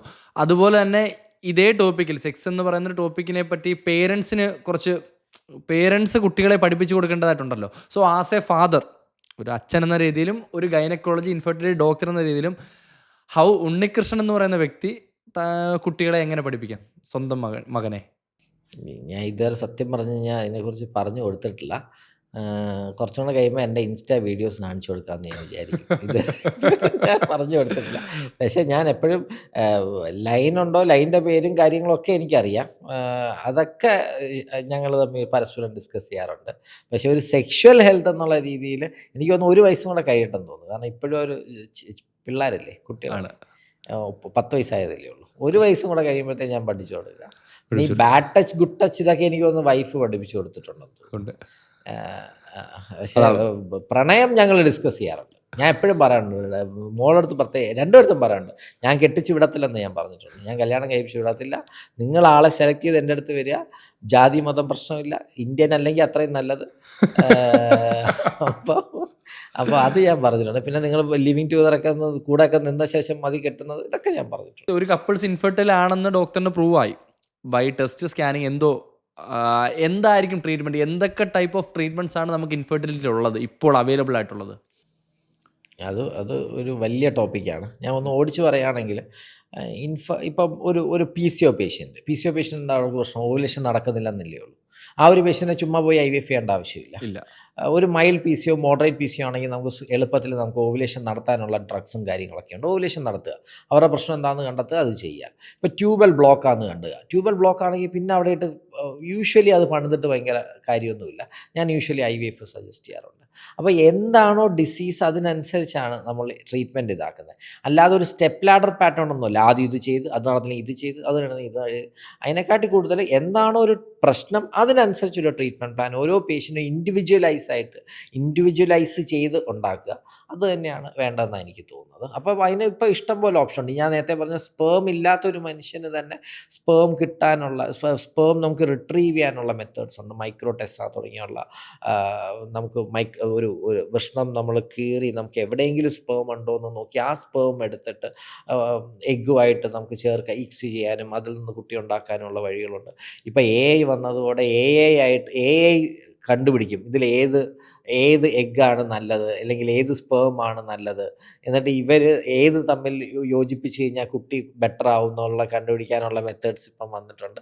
ഉടൻ തന്നെ നമ്മളിലെ വീഡിയോസൊക്കെ കാണുന്ന പോലെ പുറത്തുനിന്ന് തന്നെ മീൻസ് ഒരു മെഷീൻ തന്നെ കുട്ടിയെ വഹിക്കാനും മെഷീനിൽ തന്നെ ഒരു 9 മാസം കഴിയുമ്പോൾ കുട്ടിയെ എടുക്കാൻ പറ്റുന്ന ഒരവസ്ഥ വരുമായിരിക്കും എന്ന് തന്നെയാണ് എൻ്റെ വിശ്വാസം. നമ്മൾ പെൺകുട്ടിയെ ബുദ്ധിമുട്ടിക്കാതെ തന്നെ കിട്ടും എന്ന് തന്നെയാണ് തോന്നുന്നത്. ഒരു 10-20 കൊല്ലം കഴിയുമ്പോഴത്തേക്ക് കിട്ടുമായിരിക്കും. നമ്മളൊക്കെ ജീവിച്ചിരിക്കുമ്പോൾ തന്നെ കിട്ടുമായിരിക്കും. ആണ്. നമ്മൾക്ക് ഇപ്പോൾ അവൈലബിൾ ആയിട്ടുള്ള എന്തൊക്കെ ട്രീറ്റ്മെൻറ്റുകളാണ് ഉള്ളത് ഇൻഫെർട്ടിലിറ്റിയിൽ? എന്തൊക്കെ വേണം? ഇപ്പം ഇയാൾക്ക് എന്ത് വേണോ അതെല്ലാം അവൈലബിൾ ആണ്. താങ്കൾക്കിപ്പം സ്പേം ഇല്ലാത്ത ആളാണെങ്കിൽ ഞാൻ പറഞ്ഞു സ്പേം എങ്ങനെയെങ്കിലും ഒപ്പിച്ച്, മിക്കവർക്കും എല്ലാവർക്കും നമ്മൾ പറയുന്നില്ല, ഇതിനൊക്കെ പെർസെൻറ്റേജ് ഉണ്ട്, നമുക്ക് കിട്ടുന്ന കിട്ടും. അണ്ടമില്ലാത്ത കുട്ടികളാണെങ്കിൽ പോലും നമുക്ക് എവിടുന്നെങ്കിലുമൊക്കെ തപ്പിപ്പിടിക്കാൻ ചിലപ്പോൾ സാധിക്കാറുണ്ട്. അതിനുള്ള മെത്തേഡ്സ് അവൈലബിൾ ആണ്. IUI ഇൻട്രായൂട്രൈൻ ഇൻസെമിനേഷൻ തുടങ്ങിയുള്ള മെത്തേഡ്സ് അവൈലബിൾ ആണ്. IVF തുടങ്ങിയുള്ള മെത്തേഡ്സ് അവൈലബിൾ ആണ്. മൈക്രോ ടെസ്സ തുടങ്ങിയുള്ള കാര്യങ്ങൾ അവൈലബിൾ ആണ്. നമ്മളപ്പം എന്തും അത്യാവശ്യം ഒരു കുട്ടിയെ കിട്ടാനുള്ള എല്ലാ മെത്തേഡ്സും ഇപ്പോൾ അവൈലബിൾ ആണ്. പക്ഷേ ഇതിൻ്റെയൊക്കെ ഒരു പ്രശ്നം എന്ന് പറഞ്ഞാൽ ഇതൊന്നും 100% സക്സസ് റേറ്റ് കണ്ടെത്താൻ നമുക്ക് ഇതുവരെ തരാൻ പറ്റുന്നില്ല. അത് പറ്റാത്ത നമുക്ക് പല കാര്യങ്ങളും നമുക്ക് ഇപ്പോഴും അറിയില്ല. പല ഇമ്മ്യൂണോളജിക്കൽ ഫിനോമിനുകളും നമുക്ക് ഇപ്പോഴും ഹിഡൻ തന്നെയാണ്, നമുക്ക് അറിയില്ല. അതുകൊണ്ടാണ് നമുക്ക് ഇതിനൊന്നും ഒരു മാക്സിമം ഒരു IVFൻ്റെ ഒക്കെ മാക്സിമം സക്സസ് റേറ്റ് ഒരു 55% ഒക്കെ തന്നെയാണ്. അപ്പോഴും 45% ആൾക്കാർ ഒരു IVF സൈക്കിളിൽ ആവുന്നില്ല. അപ്പം മനസ്സിലായില്ലേ? അപ്പോൾ അത് നമ്മുടെ പലതും അറിയാത്തത് കൊണ്ടാണ്. അപ്പോൾ അതൊക്കെ അറിഞ്ഞ് വരുമ്പോഴത്തേക്ക് ഈ സക്സസ് 55 എന്നുള്ളത് ഒരു 80% സക്സസ് റേറ്റ് വരുവാണെങ്കിൽ ഒന്ന് ആലോചിച്ച് നോക്ക്. ആണ്. പിന്നെ ടെൻഷൻ അടിക്കേണ്ട ആവശ്യമില്ലല്ലോ. ഉം ഉം. അപ്പോൾ അവിടെ നമുക്കൊരു 100 നമുക്ക് പറയാം, 80% പ്രഗ്നൻ്റ് ആവും ഇതൊന്നും എടുത്തെന്ന് പറഞ്ഞാൽ അത് വലിയൊരു അഷ്വറൻസ് ആണ്. ഇപ്പം ഞാൻ പറയുന്നത് എത്രയാണ്, ഒരു 55% അല്ലെങ്കിൽ 50%. ചില പേര് എനിക്ക് 5% ഒക്കെ പറഞ്ഞിട്ട് എനിക്ക് IVF ചെയ്യേണ്ടി വന്നിട്ടുണ്ട്, കാരണം എഗ്ഗ് തീരെ കുറവുള്ളത്. അപ്പോൾ മെത്തേഡ്സ് അവൈലബിൾ ആണ്, പക്ഷെ അതൊന്നും ഒരു 100% അഷ്വറൻസ് കൊടുക്കുന്ന മെത്തേഡ്സ് ഇതുവരെ ഒന്നുമില്ല. അവൈലബിൾ ആയിട്ടില്ല. ഇൻഫെർട്ടിലിറ്റി എന്ന ടോട്ടൽ ടോപ്പിക്കിൽ നമുക്ക് ആ ടോപ്പിക്ക് നിർത്തി സെക്ഷൽ ഹെൽത്തിലേക്ക് കിടക്കുന്നതിന് മുന്നേ 2 ചോദ്യങ്ങൾ. ഇൻഫെർട്ടിലിറ്റി എന്നൊരു ട്രീറ്റ്മെൻറ്റിലേക്ക് വരുമ്പോൾ ഒരു കപ്പിൾസിന് മാക്സിമം എത്ര കോസ്റ്റ് വരാൻ ചാൻസ് ഉണ്ട്? It depends upon the treatment.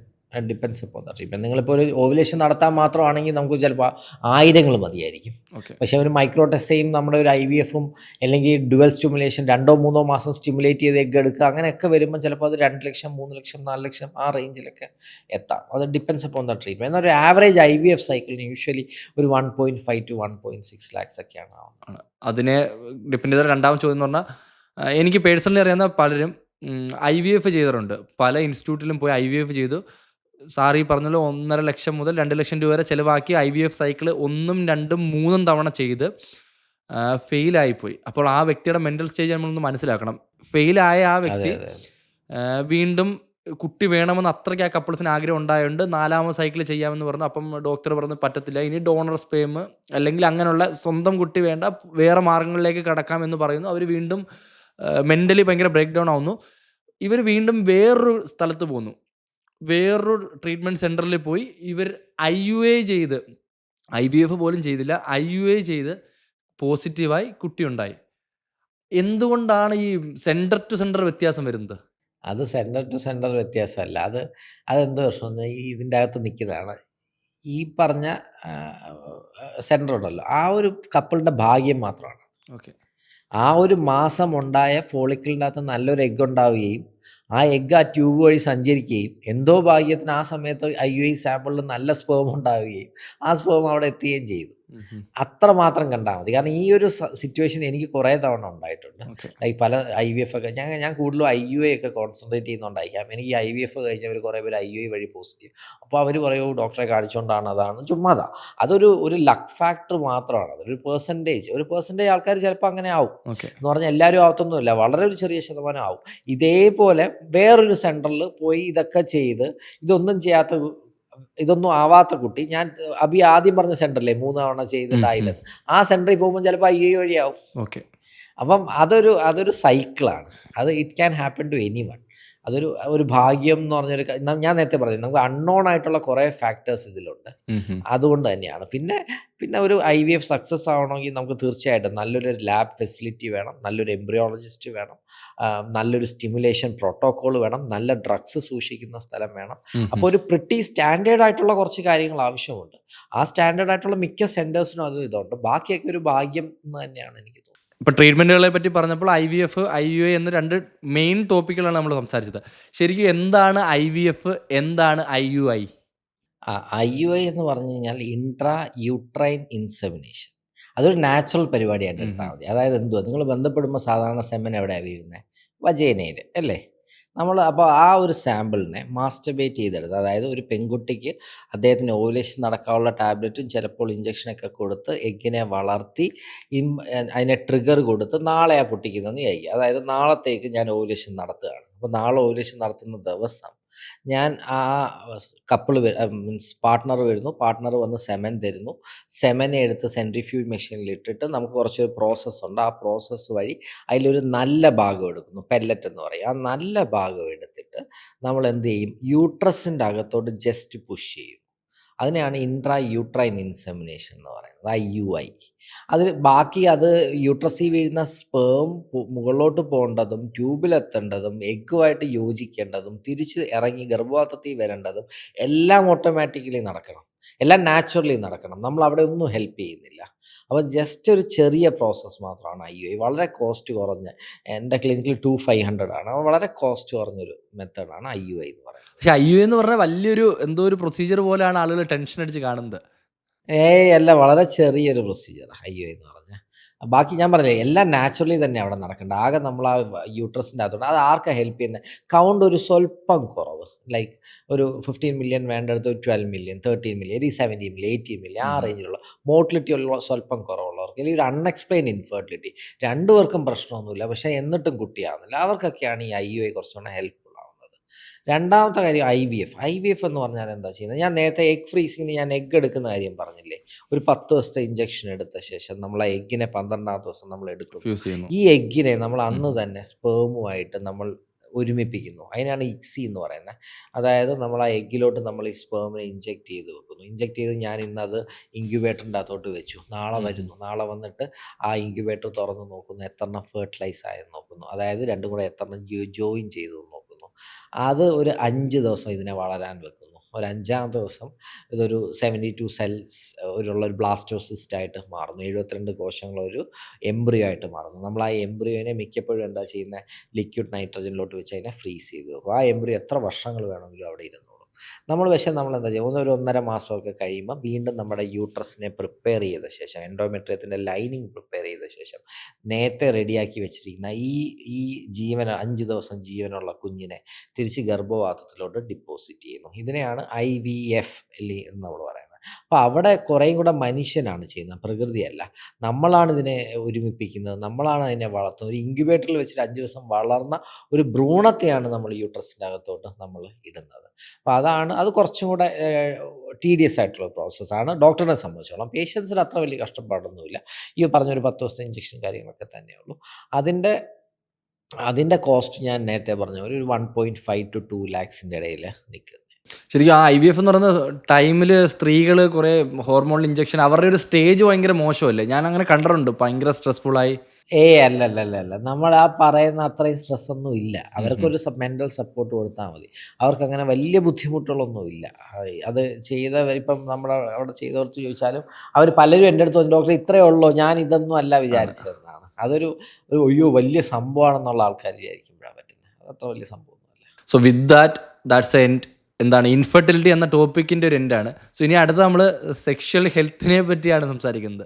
ഞാൻ പറയില്ല, പലരും സംസാരിക്കാൻ സംസാരിക്കുമ്പോൾ എന്തോ ഒരു ടാബു പോലാണ് സെക്ഷൽ ഹെൽത്തിനെ പറ്റി, സെക്സിനെ പറ്റി സംസാരിക്കുമ്പോൾ. സോ അതെന്തുകൊണ്ടായിരിക്കും? അറിയില്ല. ചിലപ്പം അത് പണ്ട് തൊട്ടേ നമ്മുടെ പേരൻസും എല്ലാം അങ്ങനെയല്ലേ നമ്മളെ ഇതാക്കിയത്. ഒന്ന് ന്യൂഡിറ്റിക്ക് ഉള്ള ഒരു പ്രശ്നമാണ്. ഈ നഗ്നത ഒരു മോശം കാര്യമാണെന്ന് ചിന്തിക്കുന്നതുകൊണ്ടായി. അപ്പം നഗ്നത എന്ന് പറയുമ്പോൾ ഈ ബേസിക്കലി ജെനൈറ്റൽ ഓർഗൻ കാണിക്കുന്നതാണല്ലോ. അപ്പോൾ അതൊരു മോശം കാര്യമല്ലേ, അതൊരു വലിയ സംഭവമായിട്ടൊക്കെ ക്രിയേറ്റ് ചെയ്യുമ്പോൾ അത് വെച്ച് ചെയ്യുന്നൊരു പ്രക്രിയ. അപ്പോൾ അതും ഒരു മോശം കാര്യം എന്നുള്ള രീതിയിൽ പണ്ട് വന്ന ഒരു ടാബു ആയിരിക്കാം. ഇപ്പം അത് ഉണ്ടെന്ന് തോന്നുന്നില്ല. ഇല്ല, എന്നാലും ഞാൻ പറഞ്ഞില്ല, ഇപ്പം പണ്ട് കാമസൂത്ര എന്ന് പറയുന്നൊരു സാധനം ഉണ്ടാക്കിയത് നമ്മുടെ ആൾക്കാരാണ്. അതേ ജനറേഷൻ മുന്നോട്ട് പോയപ്പോഴാണ് ഈ സെക്സും അല്ലെങ്കിൽ അതിനെപ്പറ്റി സെക്ഷൽ ഹെൽത്തിനെ പറ്റി സംസാരിക്കുന്ന കാര്യങ്ങൾ ടാബുവായി മാറിയത്. അതെ. അതാ കുറേ തെറ്റായ വാല്യൂസും ഒക്കെ ഇതിൻ്റെ അകത്തുണ്ട്. നമ്മൾ എന്താണ് ഒരു സോഷ്യൽ സ്റ്റിഗ്മ, നമ്മൾ പറഞ്ഞ കാര്യങ്ങളെല്ലാം തന്നെ, അതായത് കല്യാണം കഴിക്കാതെ കുട്ടി ഉണ്ടാവാൻ പാടില്ല, കല്യാണം കഴിക്കാതെ ഒരുമിച്ച് നിൽക്കാൻ പാടില്ല, ഈ പറഞ്ഞ നമുക്ക് ഈ ഷോർട്സൊക്കെ പെൺകുട്ടികൾ ഇട്ട് തുടങ്ങി, അല്ലെങ്കിൽ കുറച്ചൊരു ബിക്കിനി പോലും ഇപ്പം നമുക്ക് ബീച്ചുകളിൽ വളരെ കുറവല്ലേ. ഒരു ബിക്കിനി ഇട്ട് കഴിഞ്ഞാൽ ഇപ്പോഴും ആൾക്കാർ എനിക്കൊന്ന് വർക്കലയിലൊക്കെ മാറി വരുന്നുണ്ട്. ആൾക്കാർ ഒരു സ്റ്റെയർ ചെയ്യുന്നതെന്നൊക്കെ പറയുന്നത് അതൊക്കെ ആ നഗ്നതയായിട്ട് ബന്ധപ്പെട്ട ഒരു മോശം ഒരു വ്യൂ നമ്മുടെ ആൾക്കാരിൽ ആ ഒരു ജനറേഷനിൽ എങ്ങനെയോ വന്നു പോയി. പക്ഷെ അത് മാറി വരുന്നുണ്ട്. കാരണം ഒരു ബീച്ചിൽ ഇടാനുള്ള നോർമൽ വെയർ ആണ് ബിക്കിനി എന്നുള്ളത് ആൾക്കാർ മനസ്സിലാവുമ്പോൾ അത് മാറും. അല്ല, അതിൻ്റെ ഒരു ഇമ്പാക്റ്റ് ആയിട്ട് തന്നെ നമ്മുടെ സൊസൈറ്റിയിൽ സെക്ഷൽ ഫ്രസ്ട്രേഷനും അത്രത്തോളം കൂടി വരുന്നു. അതെ. ഞാൻ ചൈനയിൽ ഒരു വീട്ടിൽ നിൽക്കുകയാണ്. ഓക്കെ, ഒരു പ്രോഗ്രാമുമായിട്ട് പോയിട്ടാണ്. അച്ഛൻ അമ്മ ഇരിക്കുന്നു, ഞങ്ങൾ TV കാണുകയാണ്. അപ്പം ഒരു അവിടുത്തെ മകനുണ്ട്. മകന് മേ ബി ഒരു 15-16 ഇയേഴ്സ് കാണും, അല്ലെങ്കിൽ 16 കാണുമായിരിക്കും. സ്കൂളിൽ പഠിക്കുക. അപ്പോൾ അവനിങ്ങനെ വരുന്നു. അച്ഛനും അമ്മയും ഞങ്ങൾ 3 പേരും ആ റൂമിൽ ഇരിക്കുന്നു. ഇദ്ദേഹം വരുന്നു, ഗേൾഫ്രണ്ടുമായിട്ടാണ് വരുന്നത്. ഞങ്ങളുമായിട്ട് കുറച്ച് നേരം സോഫയിൽ നിന്ന് സംസാരിക്കുന്നു. സംസാരിച്ച ശേഷം അദ്ദേഹം ഒരു ഡ്രോ തുറന്നു. ഡ്രോ തുറന്നപ്പോഴത്തേ അതിൻ്റെ അകത്ത് കുറച്ച് കോണ്ടംസ് ഉണ്ടായിരുന്നു. അതിലൊരു കോണ്ടം എടുത്ത് വളരെ സന്തോഷത്തോടെ അവർ അപ്പുറത്തെ ബെഡ്റൂമിലോട്ട് അവർ രണ്ടും കാഷ്വലായിട്ട്, ഞങ്ങളെല്ലാം ടി വി കണ്ടിരുന്നു, അവർ രണ്ടുപേരും ആ റൂമിലോട്ട് പോകുന്നു. അവർ സെക്സ് ചെയ്യാനായിരിക്കുമല്ലോ, അല്ലെങ്കിൽ കോണ്ടം എടുത്ത് അങ്ങോട്ട് പോകേണ്ട ആവശ്യമില്ല. അച്ഛനും അമ്മയും ഇപ്പുറത്തിരിക്കുകയാണ്. അപ്പം എത്ര നാച്ചുറൽ, അപ്പോഴാണ് മനസ്സിലായത് ഇത്രയും നാച്ചുറലായിട്ടൊരു കാര്യമാണ് ഈ സംഭവം. ഇതിന് എന്ത് വലിയ ഹൈപ്പാണ് ആൾക്കാർ കൊടുത്തു വെച്ചേക്കുന്നത്. ഈ പറഞ്ഞ അതേ സിനറിയോ കേരളത്തിലുള്ള ഏതെങ്കിലും ഒരു ജില്ലയിലെ ഏതെങ്കിലും ഒരു പഞ്ചായത്തിലെ വീട്ടിലാണ് നടക്കുന്നെങ്കിലോ? അയ്യോ അയ്യോ. ഇല്ല, അത് മാറും, ആ ചിന്താഗതി മാറും. ഇപ്പം എൻ്റെ മനസ്സ് വലിയ, എൻ്റെ മകൾ അങ്ങനെ ചെയ്യുകയാണെങ്കിൽ എനിക്ക് തോന്നുന്നില്ല, ഞാൻ ഇത് അവൾ കേൾക്കുമ്പോൾ ഇനി എൻ്റെ വൈഫ് എന്നെ ചിലപ്പോൾ ഇടിക്കുമായിരിക്കും. പക്ഷേ ആക്ച്വലി എനിക്ക് വലിയ പ്രശ്നം തോന്നുന്നത് എനിക്ക് തോന്നുന്നില്ല. കാരണം ഇറ്റ്സ് ഓക്കെ, ഇറ്റ്സ് നോർമൽ. പിന്നെ ആകെയുള്ളത് പറഞ്ഞാൽ ഹേർട്ട് ആവരുതെന്നുള്ളൊരു വലിയ അല്ലേ, നമുക്ക് വിഷമങ്ങൾ കഴിവതും ഉണ്ടെങ്കിൽ തന്നെ അതിനെ ഹാൻഡിൽ ചെയ്യാനുള്ളൊരു മെൻ്റൽ പവർ ഇപ്പോൾ ഉള്ള സമൂഹത്തിന് കിട്ടണം, പ്രത്യേകിച്ച് കുട്ടികൾ. അല്ല, അറ്റ് ദ സെയിം ടൈം സെൻസിബിളും കൂടെ ആയിരിക്കണമല്ലോ. നമ്മൾ ഒരു സൈഡ് അതിന് പറയുമ്പോൾ അതിന്റെ പ്രോസ് ആൻഡ് കോൺസ് ഉണ്ട്. അറ്റ് ദ സെയിം ടൈം അവർ സെൻസിബിൾ ആവുക എന്നൊരു മൈൻഡ് സ്റ്റേജ് ഉണ്ടല്ലോ, നമുക്ക് തെറ്റേത് ശരി ഏതെന്നുള്ളത്. അപ്പോൾ അതും ഒരു വലിയ പ്രശ്നമാണ്. അവർ ആ ഒരു മെച്യൂരിറ്റിയിലേക്ക് വരിക എന്നുള്ളതാണ് first of all prime important. Sexual desire sexual ഹെൽത്തിനെ പറ്റി സംസാരിക്കുമ്പോൾ ഫസ്റ്റ് ഓഫ് ഓൾ സംസാരിക്കേണ്ടത് സ്റ്റഡീസ് പറയുന്നത്, നമ്മളെപ്പോഴും സയൻസിൻ്റെ എവിഡൻസ്, സയൻസ് ബാക്കപ്പ് ചെയ്യുന്ന സ്റ്റഡീസ് ആണല്ലോ നമ്മളെപ്പോഴും നോക്കുന്നത്. As per studies, desire for sex in men is decreasing. എന്തുകൊണ്ടാണ്? പല ഫാക്ടേഴ്സ് ഉണ്ടാവാം വേൾഡ് വൈഡ് ആയിട്ട്. ഞാൻ കാണുന്ന ഏറ്റവും വലിയ ഫാക്ടർ എന്ന് പറഞ്ഞാൽ കഷ്ടപ്പെടാൻ വയ്യ എന്നുള്ളതാണ്. ഒറ്റ വാക്കി പറയുകയാണെങ്കിൽ കഷ്ടപ്പെടാൻ വയ്യ എന്ന് പറഞ്ഞു കഴിഞ്ഞാൽ ഇപ്പോൾ ഒരു പെൺകുട്ടിയായിട്ട് വിവാഹം കഴിഞ്ഞ് അല്ലെങ്കിൽ റിലേഷൻഷിപ്പിലായെന്ന് വിചാരിക്കുക, 1-2 വർഷമായെന്ന് വിചാരിക്കുക. ഈ പെൺകുട്ടികളുടെ ഒരു പ്രശ്നം എന്ന് പറഞ്ഞു കഴിഞ്ഞാൽ ഇവരെ സ്റ്റിമുലേറ്റ് ചെയ്ത് ഇവർക്ക് ആ ഒരു ലെവലിൽ, അവരെ എൻജോയ് ചെയ്യുന്ന ലെവലിലെത്താൻ എല്ലാവർക്കും അല്ല, മിക്കവർക്കും കുറച്ച് ടൈം എടുക്കും. ഫോർ പ്ലേ ധാരാളം ചെയ്യണം, ആ ദിവസം അത് കഴിവതും അടികൂടാതിരിക്കണം. അത് രാവിലെ തൊട്ടൊന്ന് കൊഞ്ചിച്ചൊക്കെ കൊണ്ടുവന്ന് അവൾക്ക് ഇഷ്ടമുള്ളൊരു കാര്യമൊക്കെ മേടിച്ചു കൊടുത്ത്, ഒരു ഐസ്ക്രീം ഇഷ്ടമാണ്, ഐസ്ക്രീമൊക്കെ മേടിച്ചു കൊടുത്ത് അന്ന് ഇതെല്ലാം കഴിഞ്ഞ് ബെഡിൽ എത്തിയിട്ട് അന്നും കുറച്ച് ഒരു 10-15 മിനിറ്റ്സ് എങ്കിലും ഫോർ പ്ലേ ചെയ്യുമ്പോഴായിരിക്കും അവിടെ ഒരു പുള്ളിക്കാറ്റി ഒന്ന് ഓണായി വരുന്നത്. അപ്പം ഇവന് ആക്ച്വലി ഈ പുള്ളിക്കാറ്റിയായിട്ട് ഇപ്പോൾ 2 വർഷത്തെ റിലേഷൻഷിപ്പിലാണല്ലോ. അപ്പം പുതുതായിട്ടൊന്നും കിട്ടാനില്ല. പുള്ളിക്കാരിയുടെ ന്യൂഡിറ്റിയിലൊന്നും ഒന്നും ഇല്ല. ഇവനറിയാം, ഇവളെ മീൻസ് നല്ല രീതിയിൽ അറിയാം, എല്ലാ രീതിയിലും അറിയാം. അപ്പോൾ ഇത്രയും കഷ്ടപ്പെടാൻ അവന് വയ്യ. ഈ ആണുങ്ങൾ എപ്പോഴും മടിയനാണല്ലോ. പക്ഷെ അപ്പുറത്തെ വീട്ടിലെ ചേച്ചിയാണെങ്കിൽ എന്താ, അവൻ ഇതുവരെ അങ്ങനെ ഒരു അവസരം വന്നിട്ടില്ല, പുള്ളിക്കാരിയുടെ ന്യൂഡിറ്റി കണ്ടിട്ടില്ല. അപ്പോൾ അവിടെ അവൻ പക്ഷേ വീണ്ടും കഷ്ടപ്പെടും. ഇത് ആണുങ്ങളുടെ പൊതുവായിട്ടുള്ളൊരു സ്വഭാവമാണ്. അതുകൊണ്ടാണ് ഈ സെക്ഷൽ ഡിസയർ കുറയുന്നതെന്ന് പറയുന്നത്. ഇതിൽ വലിയ ഞാൻ പറഞ്ഞില്ലേ, ഞാനൊരു ഒരു മറൈറ്റൽ ലൈഫ് തന്നെ അതൊന്ന് സ്റ്റേബിളായി വരുന്നത് ഞാൻ പറയും 3 to 4 years എടുക്കും. നമ്മുടെ ഈ പറഞ്ഞ അവസ്ഥയിലൂടെ ഒക്കെ കടന്നു പോയിട്ട് ലാസ്റ്റ് നമുക്ക് ഭയങ്കര ഒരു ഇഷ്ടം തോന്നും നമ്മുടെ കപ്പിളിനോട്.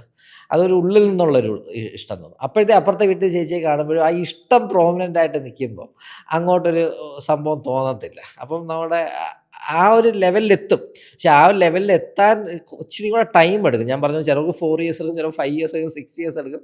പക്ഷെ ആ ഒരു ലെവലിൽ വരെ കാത്തിരിക്കാൻ ഞാൻ എല്ലാ കപ്പിളിൻ്റെ അടുത്തും പറയാറുണ്ട്. യു വിൽ സ്റ്റാർട്ട്, പ്രത്യേകിച്ച് ഒരു അറേഞ്ച് മാരേജ് കപ്പിളാണ്, you will start loving each other. ആ ഒരു അവസ്ഥ എത്തും യഥാർത്ഥത്തിൽ മനസ്സിൽ നിന്ന്.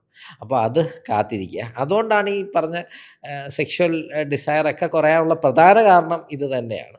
രണ്ടാമത്തെ ഒരു കാരണം ഞാൻ പറയുകയാണെങ്കിൽ ഒബീസിറ്റി വലിയൊരു കാരണമാണ്, ഡയബറ്റിസ് വലിയൊരു കാരണമാണ്, നല്ല ഭക്ഷണം കഴിക്കാതിരിക്കുക, കഴിക്കാനുള്ള അവസരം കിട്ടാതിരിക്കുക, പിന്നെ ഈ രാത്രിലത്തെ ഫുഡ് ഭയങ്കര ഹെവി ആയിട്ട് കഴിക്കുക.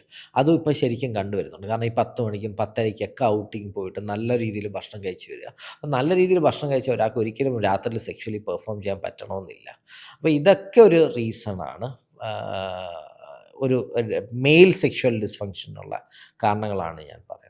ഇപ്പം സെക്ഷൽ ഡിസയറിനെ പറ്റി, ഒബീസിറ്റിയെ പറ്റി പറഞ്ഞപ്പോൾ നമ്മുടെ ക്യാമറാമാൻ ഒരു നിമിഷം ഒന്ന് പേടിച്ച് ആ മുഖം പോയത് ഞാൻ കണ്ടു. ഒബീസിറ്റി എന്ന് പറഞ്ഞപ്പോഴത്തേന് വയർ നോക്കിയാ ശരി.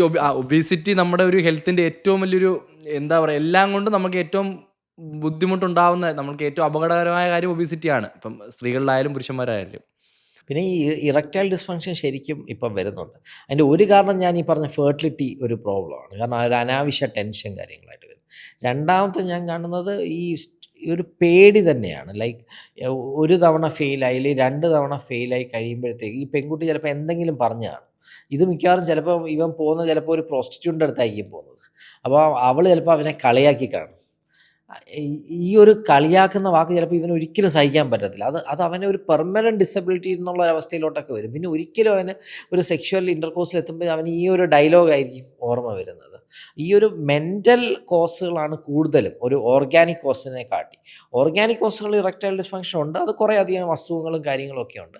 എന്നാലും കൂടുതലും ഒരു സൈക്കോളജിക്കൽ റീസൺ ആണ് ഈ പറഞ്ഞ ഇറക്ടൈൽ ഡിസ്ഫങ്ഷൻ ഉള്ളത്. പക്ഷേ പ്രീമെച്വർ ഇജാക്കുലേഷന് കുറച്ചും കൂടെ ശാരീരികമായ പത്തോളജിക്കൽ അവസ്ഥകളാണ്. അവർക്ക് മെൻ്റൽ ഡിസ്റ്റർബൻസിനെ കാട്ടി കുറച്ചും കൂടെ ബാക്കിയുള്ള കുറച്ച് ഹോർമോൺസിൻ്റെ വ്യതിയാനങ്ങൾ കാരണമാണ് പ്രീമെച്വർ ഇജാക്കുലേഷൻ കൂടുതലായിട്ടും ഉണ്ടാകുന്നത്. അതേപോലെ തന്നെ ഫീമെയിൽ സെക്ഷുവൽ ഡിസ്ഫങ്ഷൻ ഉണ്ട്, കുറേ പേർക്കുണ്ട്. അറ്റ് പ്രസൻറ്റ് തന്നെ എനിക്ക് തോന്നുന്നു ഒരു 15-20 പേര് ഞങ്ങളുടെ കൗൺസിലിംഗ് സെക്ഷൻ അറ്റ് പ്രസൻറ്റ് ഈ ഒരു ഈ ദിവസങ്ങളിൽ അറ്റൻഡ് ചെയ്യുന്നുണ്ട്.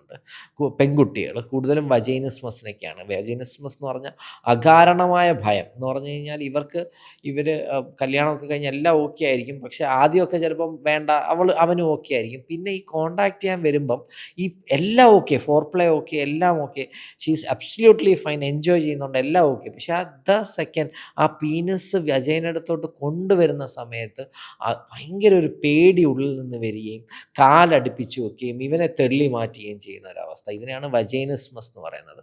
വളരെ കോമൺ ആണ്. അതിന് കുറേ റീസൺ ഉണ്ട്. മിക്കപ്പോർക്കും എന്തെങ്കിലും ഒരു ഹിസ്റ്ററി കാണാറുണ്ട്.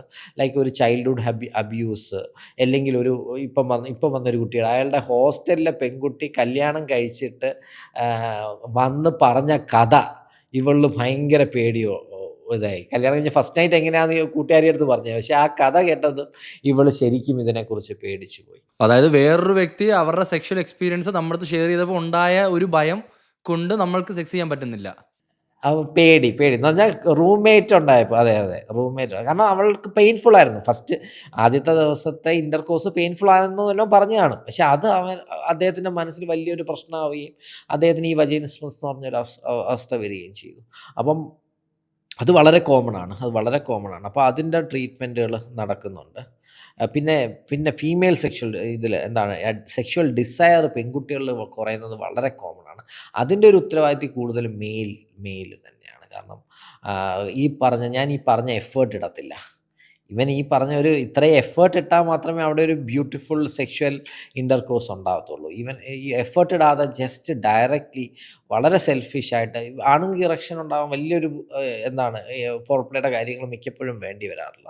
അപ്പോൾ ആ ഒരു ഇറക്റ്റ് പെനിസ് വളരെ ഡ്രൈ ആയിട്ടുള്ള വജൈനയിലോട്ട് ഇൻസേർട്ട് ചെയ്യുകയും വളരെ പെയിൻഫുൾ ഇൻ്റർകോഴ്സ് ഉണ്ടാവുകയും ചെയ്യുന്നത് വളരെ കോമൺ ആണ്. അതുകൊണ്ട് തന്നെ അവർക്ക് സെക്സ് എന്ന് കേൾക്കുമ്പോൾ തന്നെ ദേഷ്യവും വിഷമവും എന്നുള്ളൊരവസ്ഥ കുറേ പെൺകുട്ടികൾ വരാറുണ്ട്. പിന്നെ ഫീമെയിൽ വൾവോ വജൈനൈറ്റിസ് ഇൻഫെക്ഷൻസ് ഒക്കെ ഈ പറഞ്ഞ സെക്ഷുവൽ ഡിസ്ഫങ്ഷന് കാണാറ്. ഓർഡർ ഓഫ് ദ വജൈന അങ്ങനെയും പറഞ്ഞു. ആണിന് ആ ഒരു ഓർഡർ, ആ സ്മെല്ല് ഒട്ടും പറ്റിയില്ല. അതിനുശേഷം ഭയങ്കര ഇറക്ടൈൽ ഡിസ്ഫങ്ഷൻ.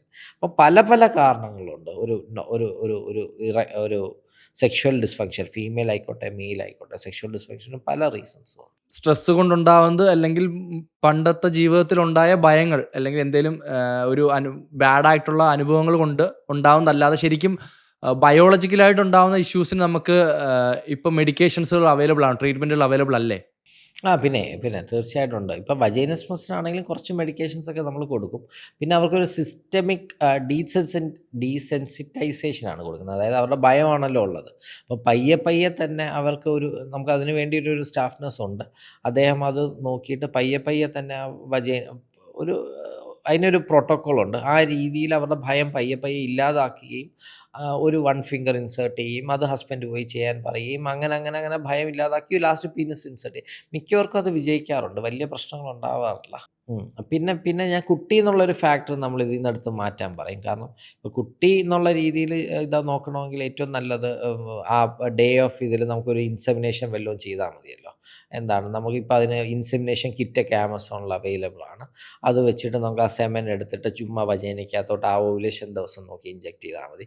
അപ്പോൾ നമ്മൾ ആ ദിവസം കോൺടാക്റ്റ് ചെയ്താലേ കുട്ടിയാവത്തോളം എന്നുള്ളൊരു ടെൻഷൻ മാറ്റുമ്പം തന്നെ ആ കപ്പിളിന് കുറച്ചൊരു ഒരു റിലീഫ് കിട്ടും. പിന്നെയാണ് നമ്മൾ എന്താണ് ഈ ഒരു സെക്ഷൽ ട്രീറ്റ്മെൻറ്റ് സൈഡിൽ കൂടെയും സെക്ഷൽ പ്രോബ്ലത്തിനുള്ള ട്രീറ്റ്മെൻറ്റ് സൈഡിൽ കൂടെയും ഫെർട്ടിലിറ്റി പ്രോബ്ലത്തിനുള്ള ട്രീറ്റ്മെൻറ്റ് സൈഡിൽ കൂടെയും നമ്മൾ ചെയ്യാറ്. അതിനിടയ്ക്ക് പറഞ്ഞൊരു കാര്യം, ആമസോണിൽ നിന്നും ഇൻസെമിനേഷൻ കിറ്റ് വാങ്ങാമെന്നുള്ളത്. അയ്യോ, അതെനിക്കൊരു പുതിയ അറിവാണ് കേട്ടോ. ഇൻസെമിനേഷൻ കിറ്റൊന്ന് അടിച്ചു നോക്കിയാൽ മതി, അതിൽ കിറ്റ് കിട്ടും. അപ്പം അതിനകത്തൊരു ട്യൂബും കാര്യങ്ങളൊക്കെ ഉണ്ട്. അതിൽ നിന്ന് നമുക്ക് ആ day of ovulation just LH kit വെച്ച് നോക്കിയോ പെയിൻ വെച്ചിട്ടോ ചുമ്മാ ഒന്ന് ഇതാക്കുക.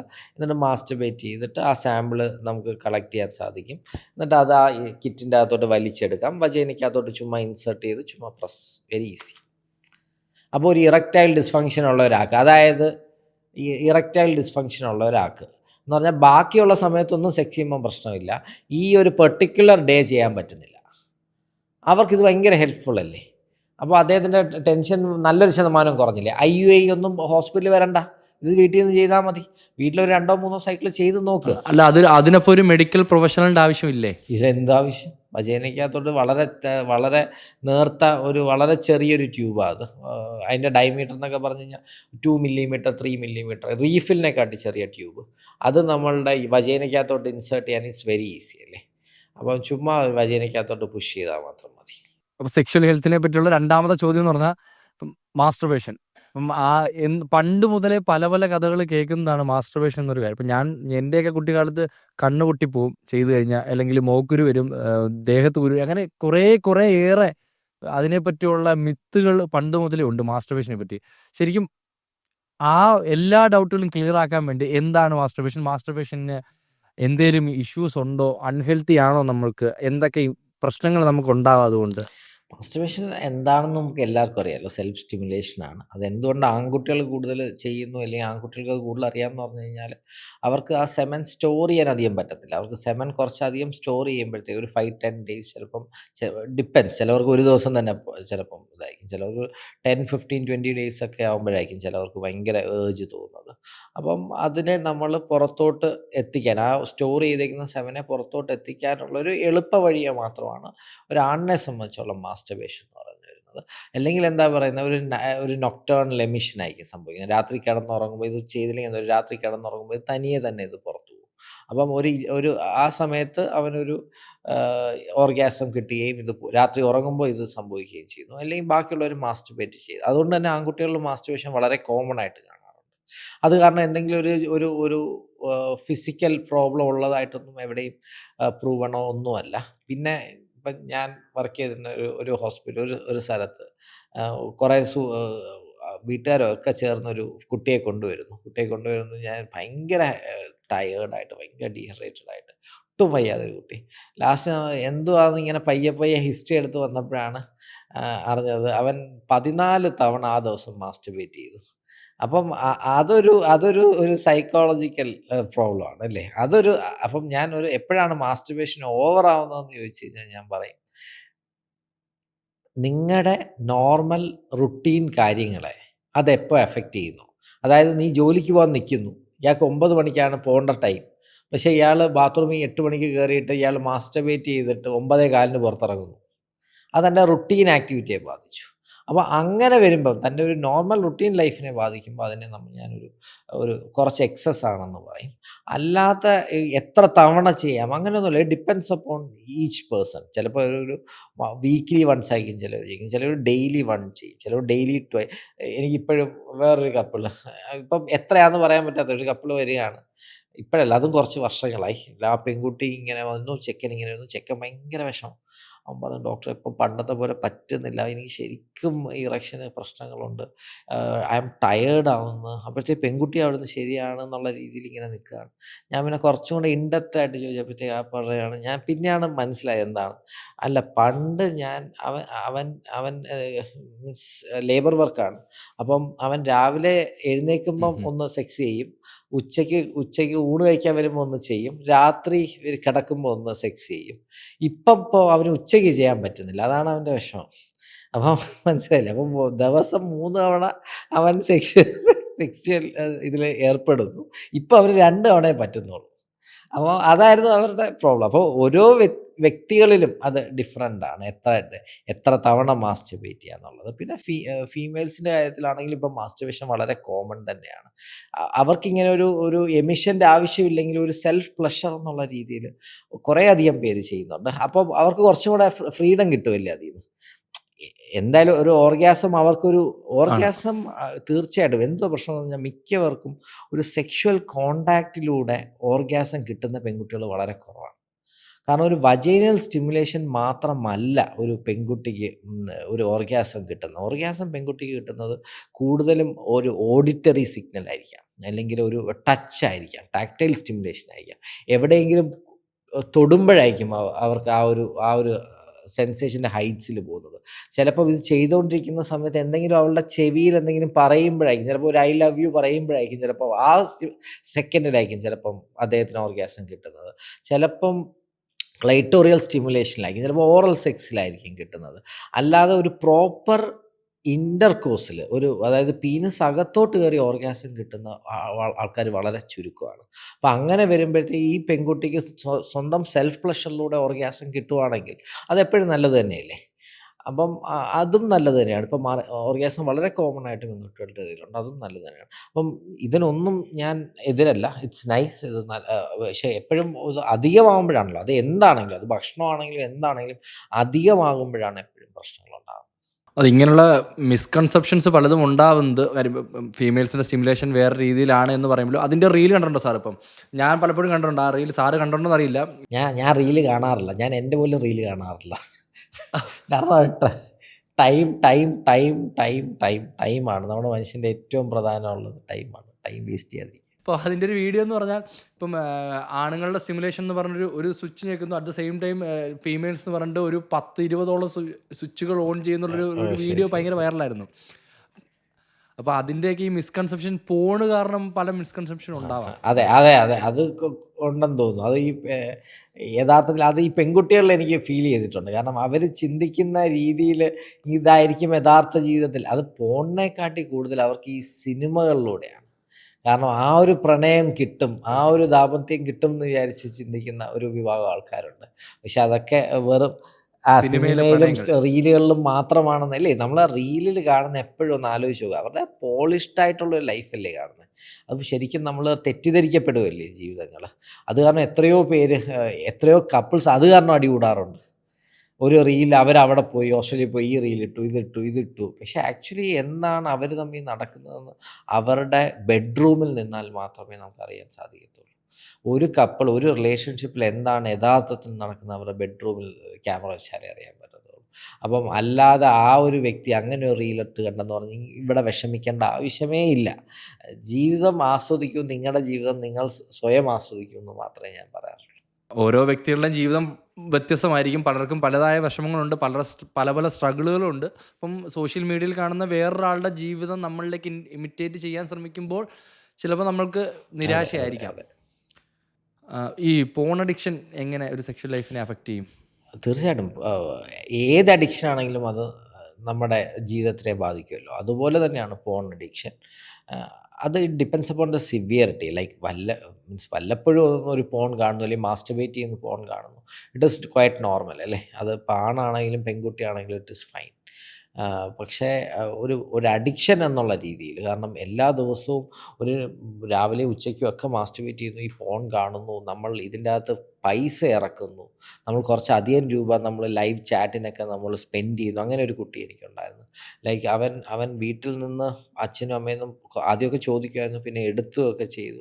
പിന്നെ ഈ കാശിൽ എവിടെ പോകുന്നതെന്ന് അറിയാൻ പറ്റുന്നില്ല. പിന്നീട് ഞാൻ അവനുമായിട്ട് സംസാരിച്ചപ്പോഴാണ് അവൻ ഏതൊരു വെബ്സൈറ്റിൽ അവൻ ലൈവ് സ്ട്രിപ്പ് ചാറ്റിൽ അവൻ കാശ് അതിലോട്ട് കൊടുക്കുമായിരുന്നു ചെയ്തുകൊണ്ടിരുന്നത്. അപ്പം അങ്ങനെയുള്ള അവസ്ഥ. എത്ര വയസ്സുള്ള കുട്ടിയായിരുന്നു? 13-14, 10ാം ക്ലാസ് ആ പ്രായം അടുപ്പിച്ചുള്ള കുട്ടി. അപ്പം ഇതൊക്കെ എന്താണ് തെറ്റായ, അത് തന്നെയാണ് ഒരു അഡിക്ഷൻ. അപ്പോൾ അവർക്ക് തീർച്ചയായിട്ടും കൗൺസിലിങ്ങും കാര്യങ്ങളൊക്കെ വേണം. അല്ലാതെ ഒരു വല്ലപ്പോഴും പോൺ വാച്ചിങ് ഇറ്റ്സ് നോർമൽ. സാറിൻ്റെ തന്നെ ഒരു യൂട്യൂബ് വീഡിയോയിൽ ഞാൻ കണ്ടിട്ടുണ്ട്, couples should watch porn together. അല്ല, ഷുഡ് വാച്ച് പോൺ ടുഗദർ അല്ല, അവർക്ക് ഒറ്റയ്ക്കും വാച്ച് ചെയ്യാം, ഒരുമിച്ചും വാച്ച് ചെയ്യാം, അവരുടെ ഇഷ്ടം. അത് ഓരോരുത്തരുടെ രണ്ടുപേരും എനിക്ക് നമ്മൾ ഈ പറഞ്ഞ പോലെ ഈ റിലേഷൻഷിപ്പ് കുറച്ച് കഴിയുമ്പോൾ മടുക്കും എന്നൊക്കെ പറഞ്ഞിട്ട് എനിക്ക് ഒരു കപ്പിൾ ചെയ്തിരിക്കും. അവർ ടീച്ചർ സ്റ്റുഡൻ്റ് ആവും, അല്ലെങ്കിൽ രണ്ട് റിലേഷൻഷിപ്പ്, എന്തോ റിലേഷൻഷിപ്പ് ഞാൻ പറയുന്നില്ല, എന്തോ ആയിക്കോട്ടെ. അപ്പം അവർ തമ്മിൽ എന്താണ് അതിന് പറയുന്നത്, അതിന് വാക്ക് ഉപയോഗിക്കുമല്ലോ നമ്മൾ, റോൾ പ്ലേ അല്ലേ, റോൾ പ്ലേ ചെയ്തിട്ട് അങ്ങനെയാണ് അവരുടെ സെക്ഷുവൽ അവരങ്ങനെ പറഞ്ഞ് അങ്ങനെ ചെയ്യുമ്പോൾ അവക്കും എനിക്കും കൂടുതൽ ഓർഗാസം നല്ലവരെ കിട്ടുന്നുണ്ട്. അതെന്തോ ആയിക്കോട്ടെ, ആർക്കും ദ്രോഹമില്ലാത്തൊരു കുറ്റമല്ല, ദ്രോഹമില്ലാത്തൊരു കാര്യമില്ലേ അവർ ചെയ്യുന്നത്. അപ്പം അങ്ങനെ ഒരു കപ്പിളിന് ഏതൊക്കെ രീതിയിൽ, ചിലപ്പം ചിലവർ ഒരു ഒരു അടുക്കളയിരുന്ന് അല്ലെങ്കിൽ വേറെ എവിടെയെങ്കിലും ഒരു സ്ഥലത്ത് നിന്ന് സെക്ഷൽ കോണ്ടാക്റ്റിൽ ഏർപ്പെടുമ്പോഴായിരിക്കും അവർക്ക് കൂടുതലും ഇത് തോന്നുന്നത്. എന്തോ ആയിക്കോട്ടെ, ആർക്കും നമ്മുടെ സമൂഹത്തിന് വലിയ ബുദ്ധിമുട്ടുണ്ടാക്കാത്ത രീതിയിൽ, ആർക്കും ദ്രോഹം ചെയ്യാത്തുള്ള ഏത് രീതിയിലുള്ള സെക്ഷൽ രീതികളും ഓക്കെ ആണെന്ന് തന്നെയാണ് എൻ്റെ വിശ്വാസം. നമ്മൾ ആദ്യം സംസാരിച്ച പോലെ തന്നെ ഈ സെക്സ് എന്ന് പറയുന്ന ടോപ്പിക്കിൽ പ്രഷർ ഉണ്ടല്ലോ, ഒരു മെന്നിനുള്ളൊരു പ്രഷർ ഭയങ്കര കൂടുതലാണ്. സോ ആ ഒരു സ്റ്റിഗ്മ എങ്ങനെ ഓവർകം ചെയ്യാൻ പറ്റും? അത് ആ പെൺകുട്ടിയുടെ കയ്യിലാണ്. അതിനെക്കുറിച്ച് ഞാൻ വിശദമായിട്ട് ആക്ച്വലി പറഞ്ഞിട്ടുണ്ടായിരുന്നു. ബട്ട് സ്റ്റിൽ അത് ഓവർകം ചെയ്യാനുള്ള ഏറ്റവും നല്ല വഴി പെൺകുട്ടിയിലേക്കാണ്. ആ സ്ട്രെസ്സ് കൊടുക്കാതിരിക്കുക എന്നുള്ളത് തന്നെയാണ്. എന്ന് പറഞ്ഞാൽ ഒരു സെക്ഷുവൽ ഇൻ്റർകോഴ്സിൻ്റെ സമയത്ത് പെർഫോം ചെയ്യേണ്ടത് മെയിലാണെന്നുള്ളൊരു കാര്യം ഫീമെയിൽ തിരിച്ചറിയുക. അപ്പോൾ എന്തെങ്കിലും കാരണവശാൽ ഒരു ഇറക്റ്റൈൽ ഡിസ്ഫങ്ഷൻ, ഒരു ഇറക്ഷൻ, ഒരു പ്രോബ്ലം അവിടെ ഉണ്ടാവുകയാണെങ്കിൽ അതിനെ മൈൻഡ് ചെയ്യാതിരിക്കുകയും അതിനെ ഒരു രീതിയിലുള്ള മുഖത്തോ വാക്കുകൊണ്ടോ അവനെ വേദനിപ്പിക്കാതെ ഇറ്റ്സ് ഓക്കെ എന്ന് പറഞ്ഞിട്ട് വേണമെങ്കിൽ ആ സമയത്ത് വീണ്ടും ശ്രമിക്കരുത്. വീണ്ടും ശ്രമിക്കുമ്പോൾ ഇത് കൂടുതൽ സ്ട്രെസ്സ് വരത്തേ ഉള്ളൂ. ആ സമയത്ത് ഓറൽ സെക്സ് വല്ലതും ചെയ്ത് ചുമ്മാ കെട്ടിപ്പിടിച്ച് കിടന്നുറങ്ങാമെന്ന് ഞാൻ പറയും. അല്ലെങ്കിൽ ജസ്റ്റ് ഒന്നും ചെയ്യണ്ട, ഒന്നും ചെയ്യാതെ കെട്ടിപ്പിടിച്ച് കിടന്നുറങ്ങി തന്നെ അവന് എത്രമാത്രം റീഅഷ്വറൻസ് കിട്ടുമെന്ന് അറിയാമോ. അപ്പോൾ അവൻ ആ ടെൻഷൻ ഒഴിവ്, ഷീസ് വിത്ത് മീ എന്നൊരു തോന്നൽ പുള്ളിക്കാരത്തിക്ക് ഉണ്ടാക്കാൻ പറ്റി. അപ്പോൾ അതുണ്ടാക്കുകയാണെങ്കിൽ അവൻ്റെ കുറേയൊക്കെ സ്ട്രെസ് ഒഴിവാക്കാൻ സാധിക്കും. പിന്നെ ഒരു ആവശ്യമെങ്കിലും ഡോക്ടറിൻ്റെ ഹെൽപ്പ് നേടുക. എന്തെങ്കിലും ഒരു ടാബ്ലറ്റും കുറച്ചൊരു ഇറക്ഷൻ മെയിൻറ്റെയിൻ ചെയ്യുന്ന എന്തെങ്കിലും ഒരു ടാബ്ലറ്റും കൂടെ കൊടുത്തിട്ട് 1-2 തവണ കോൺടാക്ട് ചെയ്ത് കഴിയുമ്പോൾ ഹീൽ റീഗെയിൻ ഹിസ് കോൺഫിഡൻസ്. പിന്നെ അത് ധാരാളം മതിയായിരിക്കും. ഇന്ത്യയിൽ ഇപ്പോൾ വളരെ വലുതായിട്ട് കൂടി വരുന്നൊരു ബിസിനസ്സാണ് ഈ സെക്സ് ടോയ്സിൻ്റെത്. ഇപ്പം സ്റ്റഡീസിലൊക്കെ പറയുന്നുണ്ട്, ശരിക്കും നമ്മൾ ചിന്തിക്കുന്നതിനപ്പുറം ഫാൻറ്റസി ആയിട്ടുള്ള സെക്സ് ടോയ്സുകൾ ഇന്ത്യയിൽ ഇറങ്ങി തുടങ്ങിയിട്ടുണ്ട്. ഇന്ത്യയിൽ ഇപ്പോൾ ഉണ്ട്, ഇന്ത്യയിൽ ഇപ്പോഴാണ് വന്നു തുടങ്ങിയത്. ശരിക്കും സെക്സ് ടോയ്സിൻ്റെ യൂസ് നല്ലതാണോ മോശമാണോ? എല്ലാ കാര്യങ്ങളും അത് തന്നെയാണ്. നമുക്ക് ആർക്കും ബുദ്ധിമുട്ടില്ലാത്ത രീതിയിൽ നമ്മുടെ പ്ലഷർ കൂട്ടാൻ ഉപയോഗിക്കുന്ന എല്ലാ കാര്യങ്ങളും ഓക്കെയാണ്. അത് 2 പാർട്ട്ണറും സ്വീകാര്യത വേണം. ഇപ്പോൾ ഒരു വൈഫിനൊട്ടും ഇഷ്ടമല്ല, എന്നിട്ട് വലിയൊരു ഡിൽഡോ മേടിച്ചിട്ട് അത് വജൈനയിൽ ഇൻസേർട്ട് ചെയ്യുന്നത് ഇറ്റ്സ് നോട്ട് ഗുഡ് അല്ലേ. അതേപോലെ തന്നെ അപ്പം 2 പേർക്കും ഓക്കെ ആവുന്ന തരത്തിലുള്ള, ബാക്കിയുള്ളവർക്ക് ബുദ്ധിമുട്ടുണ്ടാകാത്ത രീതിയിലുള്ള ഏത് കാര്യവും നല്ലത് തന്നെയാണ്. അത് അങ്ങനെ തന്നെ ചിന്തിക്കണം. അല്ലാതെ സെക്സ് ടോയ് ഉപയോഗിച്ചുകൊണ്ട് എന്തെങ്കിലും ഒരു പ്രശ്നം ഒന്നുമില്ല. പിന്നെ ഹൈജീൻ സൂക്ഷിക്കുക എന്നുള്ളതാണ്. കാരണം കാരണം നമ്മളൊരു വജൈനയിൽ ഇൻസേർട്ട് ചെയ്ത് ഒരു വജൈനയിൽ ഇൻസേർട്ട് ചെയ്ത് ഓർഗാസം കിട്ടി, അത് സൈഡിലോട്ട് എടുത്ത് മാറ്റി രണ്ടുപേരും കിടന്നുറങ്ങി, അടുത്ത ദിവസം അത് പ്രോപ്പറായിട്ട് സ്റ്റെറിലൈസ് ചെയ്യാതെ എടുത്ത് വെക്കുമ്പോൾ അവിടെ ഇൻഫെക്ഷനുള്ള സാധ്യത വളരെ കൂടുതലാണ്. അപ്പോൾ ഇങ്ങനെയുള്ള സെക്സ് ടോയ്സ് ഉപയോഗിക്കുമ്പോൾ ശ്രദ്ധിക്കേണ്ടത് ആ ഹൈജീൻ കറക്റ്റായിട്ട് സ്റ്റെറിലൈസ് ചെയ്യാൻ അത് പഠിക്കുക. എന്നിട്ട് അങ്ങനെ തന്നെ ഉപയോഗിക്കാൻ ശ്രമിക്കുക. അപകടങ്ങൾ ഉണ്ടാവാതിരിക്കുക. എപ്പോഴും എനിക്ക് അതും ഒരു ഫീമെയിൽ ലേഡി എനിക്ക് ഇപ്പോഴും ഓർമ്മ, ഇറ്റ്സ് ലൈക്ക് വേ ബാക്കാണ് 2019 വരുന്നു, ബ്ലീഡിങ് ആയിട്ട് വരുന്നു. ഓക്കെ, വജൈനയിൽ നല്ല ബ്ലീഡിങ് ആയിട്ട് വരുന്നു. അപ്പം ഞാൻ നോക്കിയപ്പോഴത്തേക്ക് എന്തോ പറ്റിയെന്ന് പറഞ്ഞു കഴിഞ്ഞാൽ, actually she was using A large banana, വലിയൊരു അതും ഉപയോഗിച്ച് അതവിടെ കീറി അതിൻ്റെ ഒരു ഭാഗം അകത്തിരിക്കുന്നുണ്ട്. അപ്പോൾ ആ കുട്ടി എൻ്റെ അടുത്ത് പറഞ്ഞ ദയവേത്, ഹസ്ബൻഡും മക്കളോ കൊണ്ടുവന്നത്. അപ്പം ഹസ്ബൻഡിൻ്റെ അടുത്തും മകനോ മകളോ എനിക്ക് ഓർമ്മയില്ല, അവരടുത്ത് പറയരുതെന്ന് പറഞ്ഞിട്ടാണ് തുടങ്ങിയത്. ഒരു നാട്ടിൻപുറത്തുനിന്നൊരു ലേഡിയായിരുന്നു. അപ്പം ആ ലേഡി എത്രയോ നല്ലതാണ് ഒരു വൈബ്രേറ്റർ ഉപയോഗിക്കുന്നത് അല്ലേ, കുറച്ചും കൂടെ സേഫ് അല്ലേ, റാദർ ദാൻ ഇങ്ങനെയുള്ള പണ്ടുള്ള കൺവെൻഷണൽ ആയിട്ടുള്ള ഏതെങ്കിലും ഇതിനെക്കാട്ടി എത്രയോ നല്ലതാണ് ഈ പറഞ്ഞ പോലെ വൈബ്രേറ്റേഴ്സും കാര്യങ്ങളൊക്കെ ഉപയോഗിക്കുന്നത്. അപ്പോൾ തീർച്ചയായിട്ടും സെക്സ് ടോയ്സ് ഒന്നും പ്രശ്നമില്ല. എല്ലാം അമിതമാവാതെ അവരുടെ സെക്ഷൽ പ്രഷറിന് ഉപയോഗിക്കാം, ബാക്കിയുള്ളവർക്ക് ബുദ്ധിമുട്ടുണ്ടാവാതെ. ഹെൽത്തി ആൻഡ് സെൻസിബിൾ ആയിരിക്കുക എന്നുള്ളതാണ്. കോൺട്രാസെപ്റ്റീവ് പിൽസ് നമ്മൾ വളരെ ഫ്രീക്വൻ്റ് ആയിട്ട് ഇപ്പം പലരും ഉപയോഗിക്കുന്നുണ്ട്. ഇപ്പോൾ ഈ കോൺട്രാസെപ്റ്റീവ് പില്ല് കൊണ്ട് തന്നെ വളരെ ഇഷ്യൂസ് ഉണ്ടാവാറുണ്ട്. Over the counter contraceptive pills കൊടുക്കാറുണ്ട്. ശരിക്കും ഇതുകൊണ്ട് വളരെ പ്രശ്നങ്ങൾ ഉണ്ടാവാറുണ്ട്, ബ്ലീഡിങ്ങിലേക്ക് പോകാറുണ്ട്. അല്ലെങ്കിൽ പല ഹോസ്പിറ്റൽ ഒരു മെഡിക്കൽ പ്രൊഫഷണൽ ചെയ്യേണ്ട പല കാര്യങ്ങളും ഇവർ സ്വന്തമായി ഗൂഗിൾ നോക്കിയോ അല്ലെങ്കിൽ വീഡിയോസ് കണ്ടോ ചെയ്യാറുണ്ട്. ഇങ്ങനെയൊക്കെയുള്ള ഇഷ്യൂസ് വളരെ കൂടി വരുമല്ലേ? അതെ. ഇത് ആക്ച്വലി ഞാനുമായിട്ട് വലിയൊരു പേഷ്യൻസ് ഈ ഒരു പ്രശ്നങ്ങളുമായിട്ട് ഞാൻ കാണാറില്ല. കാരണം ഞാൻ കൂടുതലും അല്ലേ, കുട്ടിയാവാൻ വേണ്ടി നിൽക്കുന്നവരും കുട്ടിയാക്കാൻ വേണ്ടി നിൽക്കുന്നവരും കോൺട്രാസെപ്ഷനുമായിട്ടൊരു ബന്ധം വരുന്നില്ല. എന്നിരുന്നാലും പറയുകയാണെങ്കിൽ ഒരു തെറ്റായ കാര്യം ചെയ്യുക, ഐപിഎൽ ഉപയോഗിക്കുന്നുണ്ടല്ലോ, നമ്മുടെ ലിവിനോജസ്ട്രോണിൻ്റെ ഹൈ ഡോസ് ഉപയോഗിക്കുന്നത്. അതൊട്ടും നല്ലൊരു കാര്യമല്ല. കാരണം ഹൈ ഡോസ് ഓഫ് ഹോർമോണാണ് നമ്മൾ ആ ഒരൊറ്റ സിംഗിൾ ഡോസിന് നമ്മൾ കഴിക്കുന്നത്. അപ്പോൾ അത്രയും ഡോസ് ഓഫ് ഹോർമോൺ കഴിക്കുന്നത് ഒട്ടും നമ്മുടെ നമ്മുടെ ആ എൻഡോക്രൈൻ സിസ്റ്റത്തിന് ഒട്ടും നല്ല ഒരു കാര്യമല്ല. അതിന് എന്തൊക്കെ സൈഡ് എഫക്റ്റ് എന്തൊക്കെ ഉണ്ടാവും, ലോങ് ടേമിൽ എന്തൊക്കെ സൈഡ് എഫക്റ്റ് ഉണ്ടാവും എന്നൊന്നും നമുക്കറിയില്ല. അപ്പം അതൊരു എമർജൻസി കോൺട്രാസെപ്റ്റീവ് മാത്രമാണ്. എപ്പോഴെങ്കിലും ഒരു അബദ്ധം പറ്റി, ഇപ്പോൾ കോണ്ടം പൊട്ടിപ്പോയി, ഇത് പോയി, ഒരു കാരണവശാലും പറ്റത്തില്ല, അങ്ങനെ മാത്രം ചെയ്യേണ്ടത്. അല്ലാതെ ഒരു റെഗുലർ കോൺട്രാസെപ്ഷൻ ഒരിക്കലും ഐപിഎൽ ഉപയോഗിക്കാതിരിക്കുക. അതൊരു പോയിന്റ് കോൺട്രാസെപ്ഷനെ കുറിച്ച് പറയാൻ. പിന്നെ O C P oral contraceptive pills ഉപയോഗിക്കുമ്പോൾ എപ്പോഴും ശ്രദ്ധിക്കണം.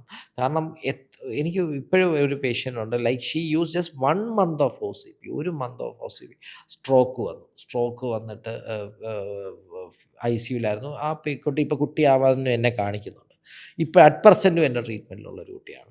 അപ്പം ഈ ഒ സി പിക്ക് ഓറൽ കോൺട്രാസെപ്റ്റീവിന് എപ്പോഴും ത്രോംബോ എംബോളിക് എപ്പിസോഡ്, അതായത് സ്ട്രോക്കും അറ്റാക്കും വരാനുള്ളൊരു സാധ്യത ഒരു മൈന്യൂട്ടായിട്ടെങ്കിലും കൂടുതലാണ്. അപ്പം അത് വളരെ കെയർഫുള്ളായിട്ട് മാത്രം ഡോക്ടറിൻ്റെ പ്രിസ്ക്രിപ്ഷൻ വെച്ചിട്ട് മാത്രം DVT, കാലിൽ രക്തയോട്ടം കുറയ്ക്കുക, അങ്ങനെയുള്ള വളരെ ഡിലിറ്റീരിയസ് ആയിട്ടുള്ള സൈഡ് എഫക്റ്റുകൾ ഉണ്ടാക്കുന്നുണ്ട്. അപ്പോൾ അതൊന്ന് ശ്രദ്ധിക്കുക. അപ്പം എന്ത് കോൺട്രാസെപ്ഷൻ ഉപയോഗിച്ചാലും അത് ഡോക്ടറിൻ്റെ പ്രിസ്ക്രിപ്ഷനിലൂടെ തന്നെ ചെയ്യാൻ ശ്രമിക്കുക. ഇഷ്ടംപോലെ കോൺട്രാസെപ്റ്റീവ് ഡിവൈസുകൾ ഇപ്പോൾ അവൈലബിൾ ആണ്. ഇംപ്ലാനോണുണ്ട്, ഈ ഇംപ്ലാൻസ് അവൈലബിൾ ആണ്, ഇപ്പോൾ കോപ്പർട്ടി അവൈലബിൾ ആണ്, അല്ലെങ്കിൽ ഇപ്പോൾ പെർമനൻറ്റ് സ്റ്റെബിലൈസേഷൻ വേണമെങ്കിൽ അങ്ങനെയുണ്ട്. അപ്പം ആർക്കാണോ വേണ്ടത്, ആ കപ്പിളിന് എന്താണോ വേണ്ടത്, അതായത് ഇപ്പോൾ ഉദാഹരണം ഞാൻ പറയുകയാണ്, ഇപ്പോൾ ഒരു മാസത്തിൽ അവർ തമ്മിൽ കാണുന്നത് ഒരു ദിവസം മാത്രമാണ്. ആ ഒരു ദിവസം എന്നാന്ന് പറയാൻ പറ്റത്തില്ല. അപ്പോൾ ആ ഒരു ദിവസം കോൺടാക്ട് ചെയ്യുന്നതിന് ഒരു ഒ സി പി ഉപയോഗിക്കുന്ന ഒട്ടും നല്ലൊരു കാര്യമല്ല. അവർക്കൊരു ബാരിയർ കോൺട്രാസെപ്ഷൻ ആയിരിക്കും കുറച്ചും കൂടെ നല്ലത്, അല്ലേ? അതൊരു ഫീമെയിൽ കോണ്ടോ ആവാം, മെയിൽ കോണ്ടോ ആവാം. അപ്പം എന്താണോ ആ കപ്പിളിന് ഡിസയർ ആയിട്ടുള്ളത് അതിനനുസരിച്ചുള്ള കോൺട്രാസെപ്റ്റീവ് മെത്തേഡ് കൊടുക്കുക എന്നുള്ളത് തന്നെയാണ് വേണ്ടത്. ആണ്. ഈ കോണ്ടംസിൻ്റെ കാര്യം പറഞ്ഞപ്പോൾ തന്നെ ശരിക്കും ഇപ്പം ഡിഫറെൻറ്റ് വെറൈറ്റീസ് ഓഫ് കോണ്ടം ഉണ്ട്. Male condom, female condom. ശരിക്കും അറ്റ് എ ടൈം രണ്ടും യൂസ് ചെയ്യുന്നത്, അങ്ങനെ യൂസ് ചെയ്യുന്നവർ പലരും ഉണ്ട്. ഫീമെയിൽ കോണ്ടവും മെയിൽ കോണ്ടവും at a same time use ചെയ്യുന്നവരുണ്ട്. പേടി കാരണമായിരിക്കും. ശരിക്കും ഇതെല്ലാം അല്ല എന്താ റീസൺ? രണ്ടും കൂടെ ഉപയോഗിക്കാനുള്ള ബ്രേക്കായി പോവല്ലേ? അങ്ങനെയൊന്നും ഇപ്പോൾ അങ്ങനെ ബ്രേക്ക് ആവത്തില്ലല്ലോ. കോണ്ടം ഒക്കെ ബ്രേക്ക് ആയി കഴിഞ്ഞാൽ എത്ര അനുഭവം ഉണ്ടായി കാണും? ഇയാൾ തന്നെ പറ, എത്ര തവണ പൊട്ടിയിട്ടുണ്ട്? അധികം പൊട്ടിയിട്ടില്ലല്ലോ. അതാണ്, കോണ്ടം അങ്ങനെ ബ്രേക്ക് ആവുന്ന വളരെ അപൂർവമാണ്. ഇപ്പോഴത്തെ നല്ല ക്വാളിറ്റി ഉള്ളൊരു കോണ്ടം മേടിച്ച് കഴിഞ്ഞാൽ അങ്ങനെ ബ്രേക്ക് ആവില്ല നിങ്ങൾക്ക് അത്ര. അപ്പം ഈവൻ ഡബിൾ കോണ്ടോ അതിൻ്റെ ഒന്നും ആവശ്യമില്ല. ഒരു സിംഗിൾ കറക്റ്റായിട്ട് കോണ്ടോ യൂസ് ചെയ്താൽ it is more than enough. ഒരു 96-97% പ്രൊട്ടക്ഷനാണ്. ഇത്രയും കപ്പിൾസിനെ ട്രീറ്റ് ചെയ്തെന്നൊരു ഡോക്ടർ എന്ന രീതിയിൽ, അല്ലെങ്കിൽ എല്ലാവർക്കും ഒരു ഉപദേശം എന്ന രീതിയിൽ, ഒരു ബെറ്റർ സെക്സ് ലൈഫ് ലോങ് അല്ലെങ്കിൽ ലോങ് ടൈമിലേക്ക് ഒരു ബെറ്റർ സെക്സ്, ഒരു ഹെൽത്തി സെക്സ് വേണമെന്ന് പറയുമ്പോൾ എന്തൊക്കെ അഡ്വൈസുകളായിരിക്കും ഒരു ഡോക്ടർ എന്ന രീതിയിൽ കൊടുക്കുന്നത്? ഓക്കെ, അപ്പം ഒരു ബെറ്റർ സെക്സ് എന്നുള്ള രീതിയിൽ ഞാൻ പറയാം, ഒരു ബെറ്റർ റിലേഷൻഷിപ്പ് എന്നുള്ള രീതിയിൽ ഞാൻ പറയുകയാണെങ്കിൽ എപ്പോഴും മ്യൂച്വൽ റെസ്പെക്റ്റ് വളരെ അത്യാവശ്യമാണ്. രണ്ടുപേരും തമ്മിൽ പരസ്പര ബഹുമാനത്തോടെ മാത്രം ഇതാക്കുക. അതിനുശേഷം നിങ്ങൾക്ക് എപ്പോഴെങ്കിലും നിങ്ങൾ ശരിയാവുന്നില്ല എന്ന് തോന്നുകയാണെങ്കിൽ, നിങ്ങൾ പരസ്പരം ശരിയായി പോകുന്നില്ല, സിങ്ക് ആവുന്നില്ല എന്ന് തോന്നുകയാണെങ്കിൽ, ഒരു ഒരു ടേബിളിൻ്റെ അപ്പുറത്ത് ഇരുന്ന് ഒരു കൈ കൊടുത്ത് നമുക്ക് പിരിയാം എന്ന് പറയാനുള്ള ഒരു സെൻസിബിലിറ്റി രണ്ടുപേർക്കും ഉണ്ടാവുക. അല്ലാതെ വളരെ കഷ്ടപ്പെട്ട് രണ്ടുപേരെയും അങ്ങോട്ടും ഇങ്ങോട്ടും ചതിച്ച് ഒരുമിച്ച് ജീവിക്കേണ്ട അവസ്ഥ ഉണ്ടാവാതിരിക്കുക. പിന്നെ ഞാൻ ഈ പറഞ്ഞ പോലെ ഹെൽത്തി ഫുഡ് ആൻഡ് എക്സസൈസ് വളരെ ഇമ്പോർട്ടൻ്റ് ആണ്. പ്രത്യേകിച്ച് നമ്മുടെ നാട്ടിലുള്ളവർക്ക് എക്സസൈസിൻ്റെ പ്രാധാന്യം എല്ലാവരിലും എത്തണം. അത് മസ്റ്റായിട്ടും എല്ലാ ദിവസവും ഒരു 2 hours എങ്കിലും, ഒരു 1 hour അത് എന്തോ ആയിക്കോട്ടെ. അതൊരു ഒരു കളികളായിരിക്കാം, അല്ലെങ്കിൽ ജിമ്മിൽ പോകുന്നതായിരിക്കാം. അപ്പം എക്സസൈസ് മസ്റ്റായിട്ടും ചെയ്യുക. അതിൻ്റെ ഒപ്പം തന്നെ നല്ല ഭക്ഷണം കഴിക്കുക. കഴിവതും ജങ്ക് ഫുഡ് ഒഴിവാക്കുക, ഫ്രൈഡ് ഐറ്റംസ് കുറയ്ക്കുക, ഷുഗേഴ്സ് കുറയ്ക്കുക. എല്ലാവരും പറയുന്ന പോലെ ആ കാര്യങ്ങളൊക്കെ ചെയ്തിട്ട് നല്ല ഭക്ഷണം കഴിച്ച് നല്ല ആരോഗ്യത്തോടെ ഇരിക്കാൻ ശ്രമിക്കുക. ശ്രദ്ധിക്കുക. ഇത് തന്നെയാണ് എനിക്ക് തോന്നുന്നു ഈ ഒരു സെക്സ് ലൈഫിൻ്റെ ഏറ്റവും പ്രധാനം. കാരണം ഈ സെക്സ് ലൈഫിന് കൂടുതലും ഒരു പത്തോളജിക്കൽ പ്രശ്നങ്ങൾ ഉണ്ടാകുന്നത് എപ്പോഴും കൂടുതലും ഈ അസുഖങ്ങളുണ്ടാകുമ്പോഴാണ്. അതെ, ഹെൽത്ത്. ഒബീസിറ്റി ഈ പറഞ്ഞ കാര്യങ്ങളൊക്കെ ഉണ്ടാകുമ്പോഴാണ്. അപ്പം അത് തടയാനുള്ള കാര്യങ്ങൾ നിങ്ങൾ ഡയറ്റിലും എക്സസൈസിലും കൂടെ ചെയ്യുക. മറ്റേ റിലേഷൻഷിപ്പ് നന്നായി കൊണ്ടുപോകാനുള്ള ഒരു എഫേർട്ട് രണ്ടുപേരുടെയും സൈഡിൽ നിന്ന് ഇടുക. അത് കൊണ്ടുപോകാൻ പറ്റുന്നില്ല എന്ന് തോന്നുന്നൊരു ഘട്ടത്തിൽ നിങ്ങൾ പിരിയാനുള്ള വളരെ ഹെൽത്തി ആയിട്ട് പിരിയാനുള്ള ഒരു കാര്യം കൂടെ നിങ്ങൾ കറക്റ്റ്. എനിക്ക് അത് ഞാൻ എടുത്തെടുത്ത് പറയുന്നത് ഇപ്പം ഞാൻ കഴിഞ്ഞ ന്യൂസിലും കൂടെ ഒരു ഒരു ഒരു ദുബായിലൊരു പെൺകുട്ടി ഇങ്ങനെ ആത്മഹത്യ ചെയ്തെന്ന് പറഞ്ഞ് കണ്ടു. അപ്പോൾ ഇതൊക്കെ ഈ ഒരു പ്രോബ്ലത്തിനുണ്ടാകുന്നതാണ്. ഒരിക്കലും അങ്ങനെ സഫർ ചെയ്ത് നിൽക്കേണ്ട ആവശ്യമില്ല. പിന്നെ അഡ്ജസ്റ്റ് ചെയ്യണം. തീർച്ചയായിട്ടും അഡ്ജസ്റ്റ്മെൻറ്റ്സ് വേണം. അഡ്ജസ്റ്റ്മെൻറ്റ്സ് ഇല്ലാതെ ഒരിക്കലും ഒരു റിലേഷൻഷിപ്പ്, അതിപ്പം നമ്മുടെ അമ്മയും അച്ഛൻ്റെയാണ്, അമ്മ-മകൻ്റെ ആണെങ്കിലും എല്ലാ റിലേഷൻഷിപ്പിലും അഡ്ജസ്റ്റ്മെൻറ്റ്സ് ഉണ്ട്. പിന്നെ ഞാൻ പറഞ്ഞൊരു ടോക്സിക് അവസ്ഥയിലോട്ട് എത്താതെ നോക്കുക. ഈ കാര്യങ്ങളൊക്കെ തന്നെ ശ്രദ്ധിക്കുക. വളരെ ഹെൽത്തി ആയിട്ട് തന്നെ നിങ്ങൾക്ക് മുന്നോട്ട് പോകാൻ സാധിക്കും. പല പല ടാബ്ലറ്റ്സുകൾ നമ്മുടെ ഹെൽത്തി സെക്സിന് വേണ്ടി അല്ലെങ്കിൽ ഹെൽത്തി ആയിട്ടിരിക്കാൻ വേണ്ടി അങ്ങനെ കണ്ടിന്യൂസ്ലി എടുക്കണം എന്നുള്ള നിർബന്ധം വല്ലതും ഉണ്ടോ? നിർബന്ധമില്ല. നിങ്ങൾ എന്തിനാണ് ടാബ്ലറ്റ്സ് എടുക്കുന്നത്? അല്ലേ, നമുക്ക് നമ്മുടെ ശരീരത്തിന് ആവശ്യമുള്ള എല്ലാ സാധനങ്ങളും പ്രകൃതി തന്നെ തന്നിട്ടുണ്ട്. അത് കറക്റ്റായിട്ട് നമ്മൾ എടുക്കുക എന്നുള്ളത് മാത്രം മതി. പക്ഷേ ഇപ്പോൾ ഒരു സൂര്യ വെളിച്ചം ഒട്ടും കിട്ടാത്ത ഒരു രാജ്യത്ത് താമസിക്കുന്ന ഒരാൾക്ക് അയാൾ വൈറ്റമിൻ D3 സപ്ലിമെൻ്റ് എടുക്കുന്നത് നല്ലത് തന്നെയാണ്. ഞാൻ പറഞ്ഞ ഇതെല്ലാം ഉള്ള ഒരു സ്ഥലത്ത് നമ്മുടെ പ്രകൃതി, പ്രത്യേകിച്ച് കേരളം പോലൊരു സംസ്ഥാനം, എല്ലാം ഉണ്ട്. വെള്ളത്തിന് വെള്ളമുണ്ട്, വെളിച്ചത്തിന് വെളിച്ചമുണ്ട്. അപ്പോൾ ആകെ ചെയ്യേണ്ടത് നല്ല എക്സസൈസ് ആൻഡ് ഡയറ്റ്. അത് മാത്രമേ ഞാൻ പറയുന്നുള്ളൂ. നല്ല ഭക്ഷണം കഴിക്കുക, നല്ലപോലെ വ്യായാമം ചെയ്യുക. അസുഖങ്ങളുണ്ടെങ്കിൽ ട്രീറ്റ് ചെയ്യുക, പക്ഷെ അസുഖങ്ങൾ വരുത്താതെ നോക്കുക. അല്ലേ, എന്ന് പറഞ്ഞാൽ നമുക്കൊരു ഒബീസിറ്റി കാരണം അല്ലെങ്കിൽ ഒരു അറ്റാക്ക് വരുന്നതും, അല്ലെങ്കിൽ അവരുടെ ഒരു ഫാമിലിയിൽ ഹൈപ്പർ ട്രൈഗ്ലിസറിഡീമിയ എന്ന് പറഞ്ഞൊരു കണ്ടീഷൻ കാരണം അറ്റാക്ക് വരുന്നതും രണ്ടാണ്. ഒബീസിറ്റി വരുന്ന ഒരാൾക്ക് അതിനെ കൺട്രോൾ ചെയ്യാനും അത് വരുതെന്ന് തടയാനും സാധിക്കും. പക്ഷേ രണ്ടാമത് പറഞ്ഞ ആൾക്ക് ചിലപ്പം അത് എങ്ങനെയായാലും അത് വരും. അപ്പം ട്രീറ്റ് ചെയ്യേണ്ട സ്ഥലത്ത് ട്രീറ്റ് ചെയ്യുക. മാറ്റാൻ പറ്റുന്ന കാര്യങ്ങൾ മാറ്റുക. മോഡിഫൈ ചെയ്യാൻ പറ്റുന്ന കാര്യങ്ങൾ തീർച്ചയായിട്ടും മോഡിഫൈ ചെയ്യുക. അത് ഹെൽപ്പ് ചെയ്യും നിങ്ങളെ.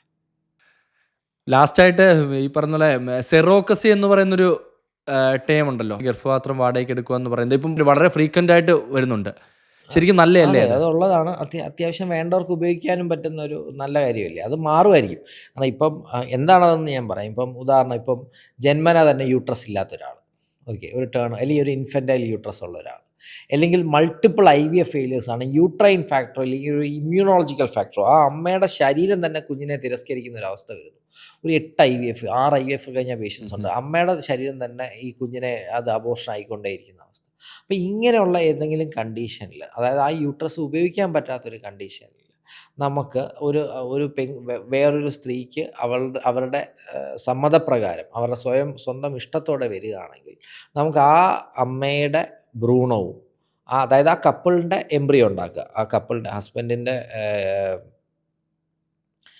സ്പേമും വൈഫിൻ്റെ എഗ്ഗും കൂടെ ചേർത്തൊരു കുഞ്ഞിനെ ആക്കി, നമ്മൾ നേരത്തെ പറഞ്ഞ IVFൽ ചെയ്യുന്ന പോലെ കുഞ്ഞിനെ ആക്കി, ആ കുഞ്ഞിനെ നമ്മൾ ഈ പറഞ്ഞ ഇങ്ങോട്ട് വന്ന അമ്മയുടെ ഗർഭപാത്രത്തിലോട്ട് നിക്ഷേപിക്കുന്നു. അതൊരു 9 മാസത്തോളം വളർത്തി കഴിഞ്ഞ ശേഷം ആ കുഞ്ഞ് ഇതാക്കി പാൽ കൊടുത്ത് ഒന്ന് ഇതായി, എനിക്ക് 3 month ആണെന്ന് തോന്നുന്നു. അതിനുശേഷം ഈ കുഞ്ഞിനെ തിരിച്ച് കൊടുക്കുകയാണ് ചെയ്യുന്നത്. അപ്പം ഇതിനെയാണ് നമ്മൾ വാടക ഗർഭപാത്ര സെറോഗസി എന്ന് പറയുന്നത്. നിയമപ്രകാരം ഓക്കെയാണ്. അതിന് കുറേ പേപ്പർ വർക്കും കാര്യങ്ങളൊക്കെ ഉണ്ട്. പക്ഷെ അത് ചെയ്യുന്ന കുറേ കപ്പിൾസ് ഉണ്ട്. ആവശ്യമുള്ള കപ്പിൾസ് അങ്ങനെ ചെയ്യുന്നുണ്ട്. അതിന് ഇപ്പം വരുന്ന ഒരു കാര്യമാണ് യൂട്രൈൻ ട്രാൻസ്പ്ലാന്റ് എന്ന് പറയുന്നത്. അതായത് ഈ യൂട്രസ് ഇല്ലാത്ത ഒരാൾക്ക് വേറൊരു സ്ത്രീ, അമ്മയുടെ ഇപ്പം തന്നെ ഒരാൾ ഗർഭിണിയാണ്, ഒരു 1 year ആയിട്ടുള്ളൂ, ഇന്ത്യയിൽ തന്നെയാണ്. അമ്മയുടെ ഗർഭപാത്രം എടുത്ത് മകൾക്ക് വെക്കുകയും മകൾ അതിനെ കൺസീവ് ചെയ്ത ശേഷം ആ യൂട്രസ് റിമൂവ് ചെയ്യുകയും ചെയ്തു. കാരണം അതൊരു ട്രാൻസ്പ്ലാന്റേഷൻ ആണല്ലോ. അപ്പോൾ ഈ ട്രാൻസ്പ്ലാന്റ് വരുമ്പോൾ എന്ന് പറഞ്ഞാൽ അത്രയും മരുന്നുകളും കാര്യങ്ങളൊക്കെ നമ്മൾ കഴിക്കേണ്ടി വരുന്നു. അതുകൊണ്ട് തന്നെ ഡെലിവറി കഴിഞ്ഞ ശേഷം ആ യൂട്രസ് റിമൂവ് ചെയ്ത് ഒഴിവാക്കി. അപ്പം യൂട്രൈൻ ട്രാൻസ്പ്ലാന്റ് വരുന്നുണ്ട്. പിന്നെ ഞാൻ പറഞ്ഞ പോലെ ഈ ഗർഭപാത്രം നമുക്ക് പുറത്ത് തന്നെ ഒരു മെഷീനിൽ ചെയ്യാൻ പറ്റുന്ന ഒരു സംഭവം വിദൂരമല്ലെന്ന് തന്നെയാണ് എൻ്റെ വിശ്വാസം. ലൈഫ് പാർട്ണർ, ഡോക്ടറുടെ വൈഫും ഒരു ഡോക്ടറാണ്. സോ എങ്ങനെയാണ് പാർട്ണറിൽ നിന്നുള്ള സപ്പോർട്ടില്ലാതെ ഒന്നും പറ്റത്തില്ല. ഞാൻ ഈ രാത്രി ഇവിടെ വന്നിരിക്കുമെന്ന് പറഞ്ഞു കഴിഞ്ഞാൽ ആ ഒരു വ്യക്തി അവിടെ നിന്ന് എൻ്റെ പിള്ളേരെ നോക്കുന്നുണ്ടല്ലേ. അപ്പം അദ്ദേഹം ഇല്ലാതെ ഈ പറഞ്ഞ ഒരു പ്രോസസ്സും നടക്കത്തില്ല. അതെൻ്റെ ഫാമിംഗ് ആയിക്കോട്ടെ, എൻ്റെ ക്ലിനിക്കൽ പ്രാക്ടീസ് ആയിക്കോട്ടെ, ദിവസവും രാത്രി 12 മണി 1 മണി വരെ ഞാൻ പ്രാക്ടീസ് ചെയ്യുക എന്ന് പറഞ്ഞു കഴിഞ്ഞാൽ എൻ്റെ വീട്ടിലെ കാര്യങ്ങൾ അദ്ദേഹം നോക്കുന്നതുകൊണ്ട് തന്നെ, അദ്ദേഹം ഒരു നിയോനേറ്റോളജിസ്റ്റും കൂടെയാണ്. അപ്പോൾ നിയോനേറ്റോളജിസ്റ്റ് ആയിട്ട് അപ്പോൾ അദ്ദേഹം എടുക്കുന്ന വർക്കാണ് എന്നെക്കാട്ടി കൂടുതൽ എടുക്കുന്നത്. കാരണം അദ്ദേഹത്തിൻ്റെ പ്രൊഫഷനിലും എക്സൽ ചെയ്യേണ്ട ആവശ്യമുണ്ട്. അദ്ദേഹത്തിനും ചാനലുണ്ട്, അദ്ദേഹത്തിന് യൂട്യൂബ് ചാനൽ, അദ്ദേഹത്തിനും ഫോളോവേഴ്സ് ഉണ്ട്. അപ്പോൾ അതും അദ്ദേഹം നോക്കണം, അദ്ദേഹം വീട്ടിലെ കാര്യങ്ങൾ നോക്കണം, അദ്ദേഹത്തിൻ്റെ പ്രൊഫഷൻ നോക്കണം. അപ്പോൾ ഇതെല്ലാം കൊണ്ടുപോകുന്ന ഭയങ്കര പാടാണ്. ഞാനൊന്ന് മാത്രം ശ്രദ്ധിച്ചാൽ മതി, എൻ്റെ പ്രാക്ടീസ് മാത്രം ശ്രദ്ധിച്ചാൽ മതി, എൻ്റെ ഗ്രോത്ത് മാത്രം അവിടെ ശ്രദ്ധിച്ചാൽ മതി. പക്ഷെ അവിടെ ഒരു ഫാമിലി ഗ്രോത്ത് മൊത്തത്തിൽ ഒരാൾ ശ്രദ്ധിക്കാൻ ഉള്ളത് കൊണ്ടും അതിനൊപ്പം തന്നെ എൻ്റെ അച്ഛനും അമ്മയും കൂടെ നിൽക്കുന്നത് കൊണ്ട് മാത്രമാണ് ഇതെല്ലാം റൺ ചെയ്യുന്നത്. അല്ലെങ്കിൽ ഇറ്റ് ഈസ് നോട്ട് ഈസി. അപ്പോൾ അവർക്കാണ് ഇപ്പം ലാസ്റ്റ് നോട്ട് എന്നുള്ള രീതിയിൽ ഒരാൾക്ക് നന്ദി പറയണമെങ്കിൽ ഇവർക്കൊക്കെയാണ് എനിക്ക് നന്ദി പറയാനുള്ളത്. So with that's A end. വളരെ സന്തോഷം. നമ്മളുടെ കൂടെ ഏതാണ്ട് 3 മണിക്കൂറിലോളമുള്ളൊരു ഓൺലൈൻ കൺസൾട്ടേഷനാണ് ഡോക്ടർ ഉണ്ണികൃഷ്ണനുമായിട്ട് നമുക്കിന്ന് കിട്ടിയേക്കുന്നത്. പേഷ്യൻസ് വളരെ വെയിറ്റ് ചെയ്ത് കൺസൾട്ടേഷൻ എടുക്കുന്നതിനെക്കാട്ടി ഒരു ടോട്ടൽ 3 മണിക്ക് ഇൻഡെപ്ത് എല്ലാ ടോപ്പിക്കിനെ പറ്റി സംസാരിച്ചു. ഇനിയും മുന്നോട്ട് നമുക്ക് ഇനിയും അടുത്ത ടോപ്പിക്കുകളെ പറ്റി സംസാരിക്കണം. സമയം ഒട്ടും ഇല്ലാത്തതുകൊണ്ട് നമ്മൾ ഇത് വെച്ച് വൈൻഡപ്പ് ചെയ്യുക. കാര്യം ഞാൻ പ്രിപ്പയർ ചെയ്ത പല ക്വസ്റ്റ്യൻസും ഞാൻ ചോദിച്ചിട്ടില്ല, സമയം ഇല്ലാത്തതുകൊണ്ട്. എന്നാലും വളരെ സന്തോഷം സാറേ, ഈ ഒരു ടൈം ഇത്രയും ടൈറ്റ് ഷെഡ്യൂളിലും സാറ് നമുക്ക് വേണ്ടി കൂടെ നിന്നതിന് വളരെ സന്തോഷം. പ്രതീക്ഷ എന്ന് പറയുന്നൊരു പ്രസ്ഥാനം വളരെ നല്ല രീതിയിൽ മുന്നോട്ട് പോവുക. ഇനിയും ഞാൻ പല വീട്ടിലും കണ്ടിട്ടുണ്ട്, ദൈവ തുല്യനാണ് ഉണ്ണികൃഷ്ണൻ സാറെന്ന് പറയുന്നത്. അപ്പോൾ സാറിന് മുൻനിർത്തി ഇത് പറയാതെ എനിക്കറിയത്തില്ല. എന്നാലും അത്രയും സ്നേഹത്തോടാണ് ആളുകൾ അത് കാണുന്നത്. അപ്പം അത് അങ്ങനെ തന്നെ മുന്നോട്ട് പോവുക. പ്രതീക്ഷ എന്ന് പറയുന്നത് വലിയൊരു വിജയമായിട്ട് മാറട്ടെ. ആളുകളിലേക്ക് ഇനിയും ഈ സർവീസ് മുന്നോട്ട് പോവുക. നമ്മുടെ കൂടെ നിന്ന് ഇത്രയും ടൈമിന് നമ്മുടെ GS ഫിറ്റിൻ്റെ എല്ലാ ടീമിൻ്റെ സൈഡിൽ നിന്ന് ഞാൻ നന്ദി പറയുകയാണ്. Thank you so much. എന്തായാലും ഇവിടെ വരാൻ പറ്റിയതിലും നീയായിട്ട് സംസാരിക്കാൻ കഴിഞ്ഞതിലും അറ്റ്ലീസ്റ്റ് കുറച്ച് കാര്യങ്ങൾ പറഞ്ഞു കൊടുക്കാൻ പറ്റിയതിലും അത് കുറച്ച് പേർക്കെങ്കിലും ഉപകാരപ്രദമാകുമെന്ന് വിചാരിക്കുന്നു. ഞാൻ ഇതൊക്കെ ചെയ്യുന്ന എന്തിനാ അല്ലേ, നമുക്ക് ഒരു 1-2 പേർക്കെങ്കിലും എന്തെങ്കിലും ഒരു കറക്റ്റ് ടിപ്പ് കിട്ടുവാണെങ്കിൽ അത് അവരുടെ ഒരു റീപ്രൊഡക്റ്റീവ് സ്റ്റേറ്റസിനെ ഹെൽപ്പ് ചെയ്യുന്നെങ്കിൽ അത് ആവട്ടെ എന്ന് ഞാനും പ്രത്യാശിക്കുന്നു. Thank you so much. തൻ്റെ ഈ ഒരു പ്രോഗ്രാം, ഈ ഒരു സെഗ്മെൻറ്റ്, ഞാൻ പറഞ്ഞ എൻ്റെ സെഗ്മെൻ്റ് അല്ല, തൻ്റെ ആ ചാനൽ മൊത്തത്തിൽ ഹിറ്റാവട്ടെ എന്ന് ഞാൻ പ്രാർത്ഥിക്കുന്നു. Thank you, sir. Bye. ശരി, bye. Thank you, bye. With that's the end of today's episode, and thank you so much for watching it till the end. We would love to hear your feedbacks and suggestions in the comments. And if you really enjoyed this episode, share it with someone you really care about. And don't forget to support us by subscribing to our channel GS Fit. Once again, thank you so much for all your love and support. See you soon.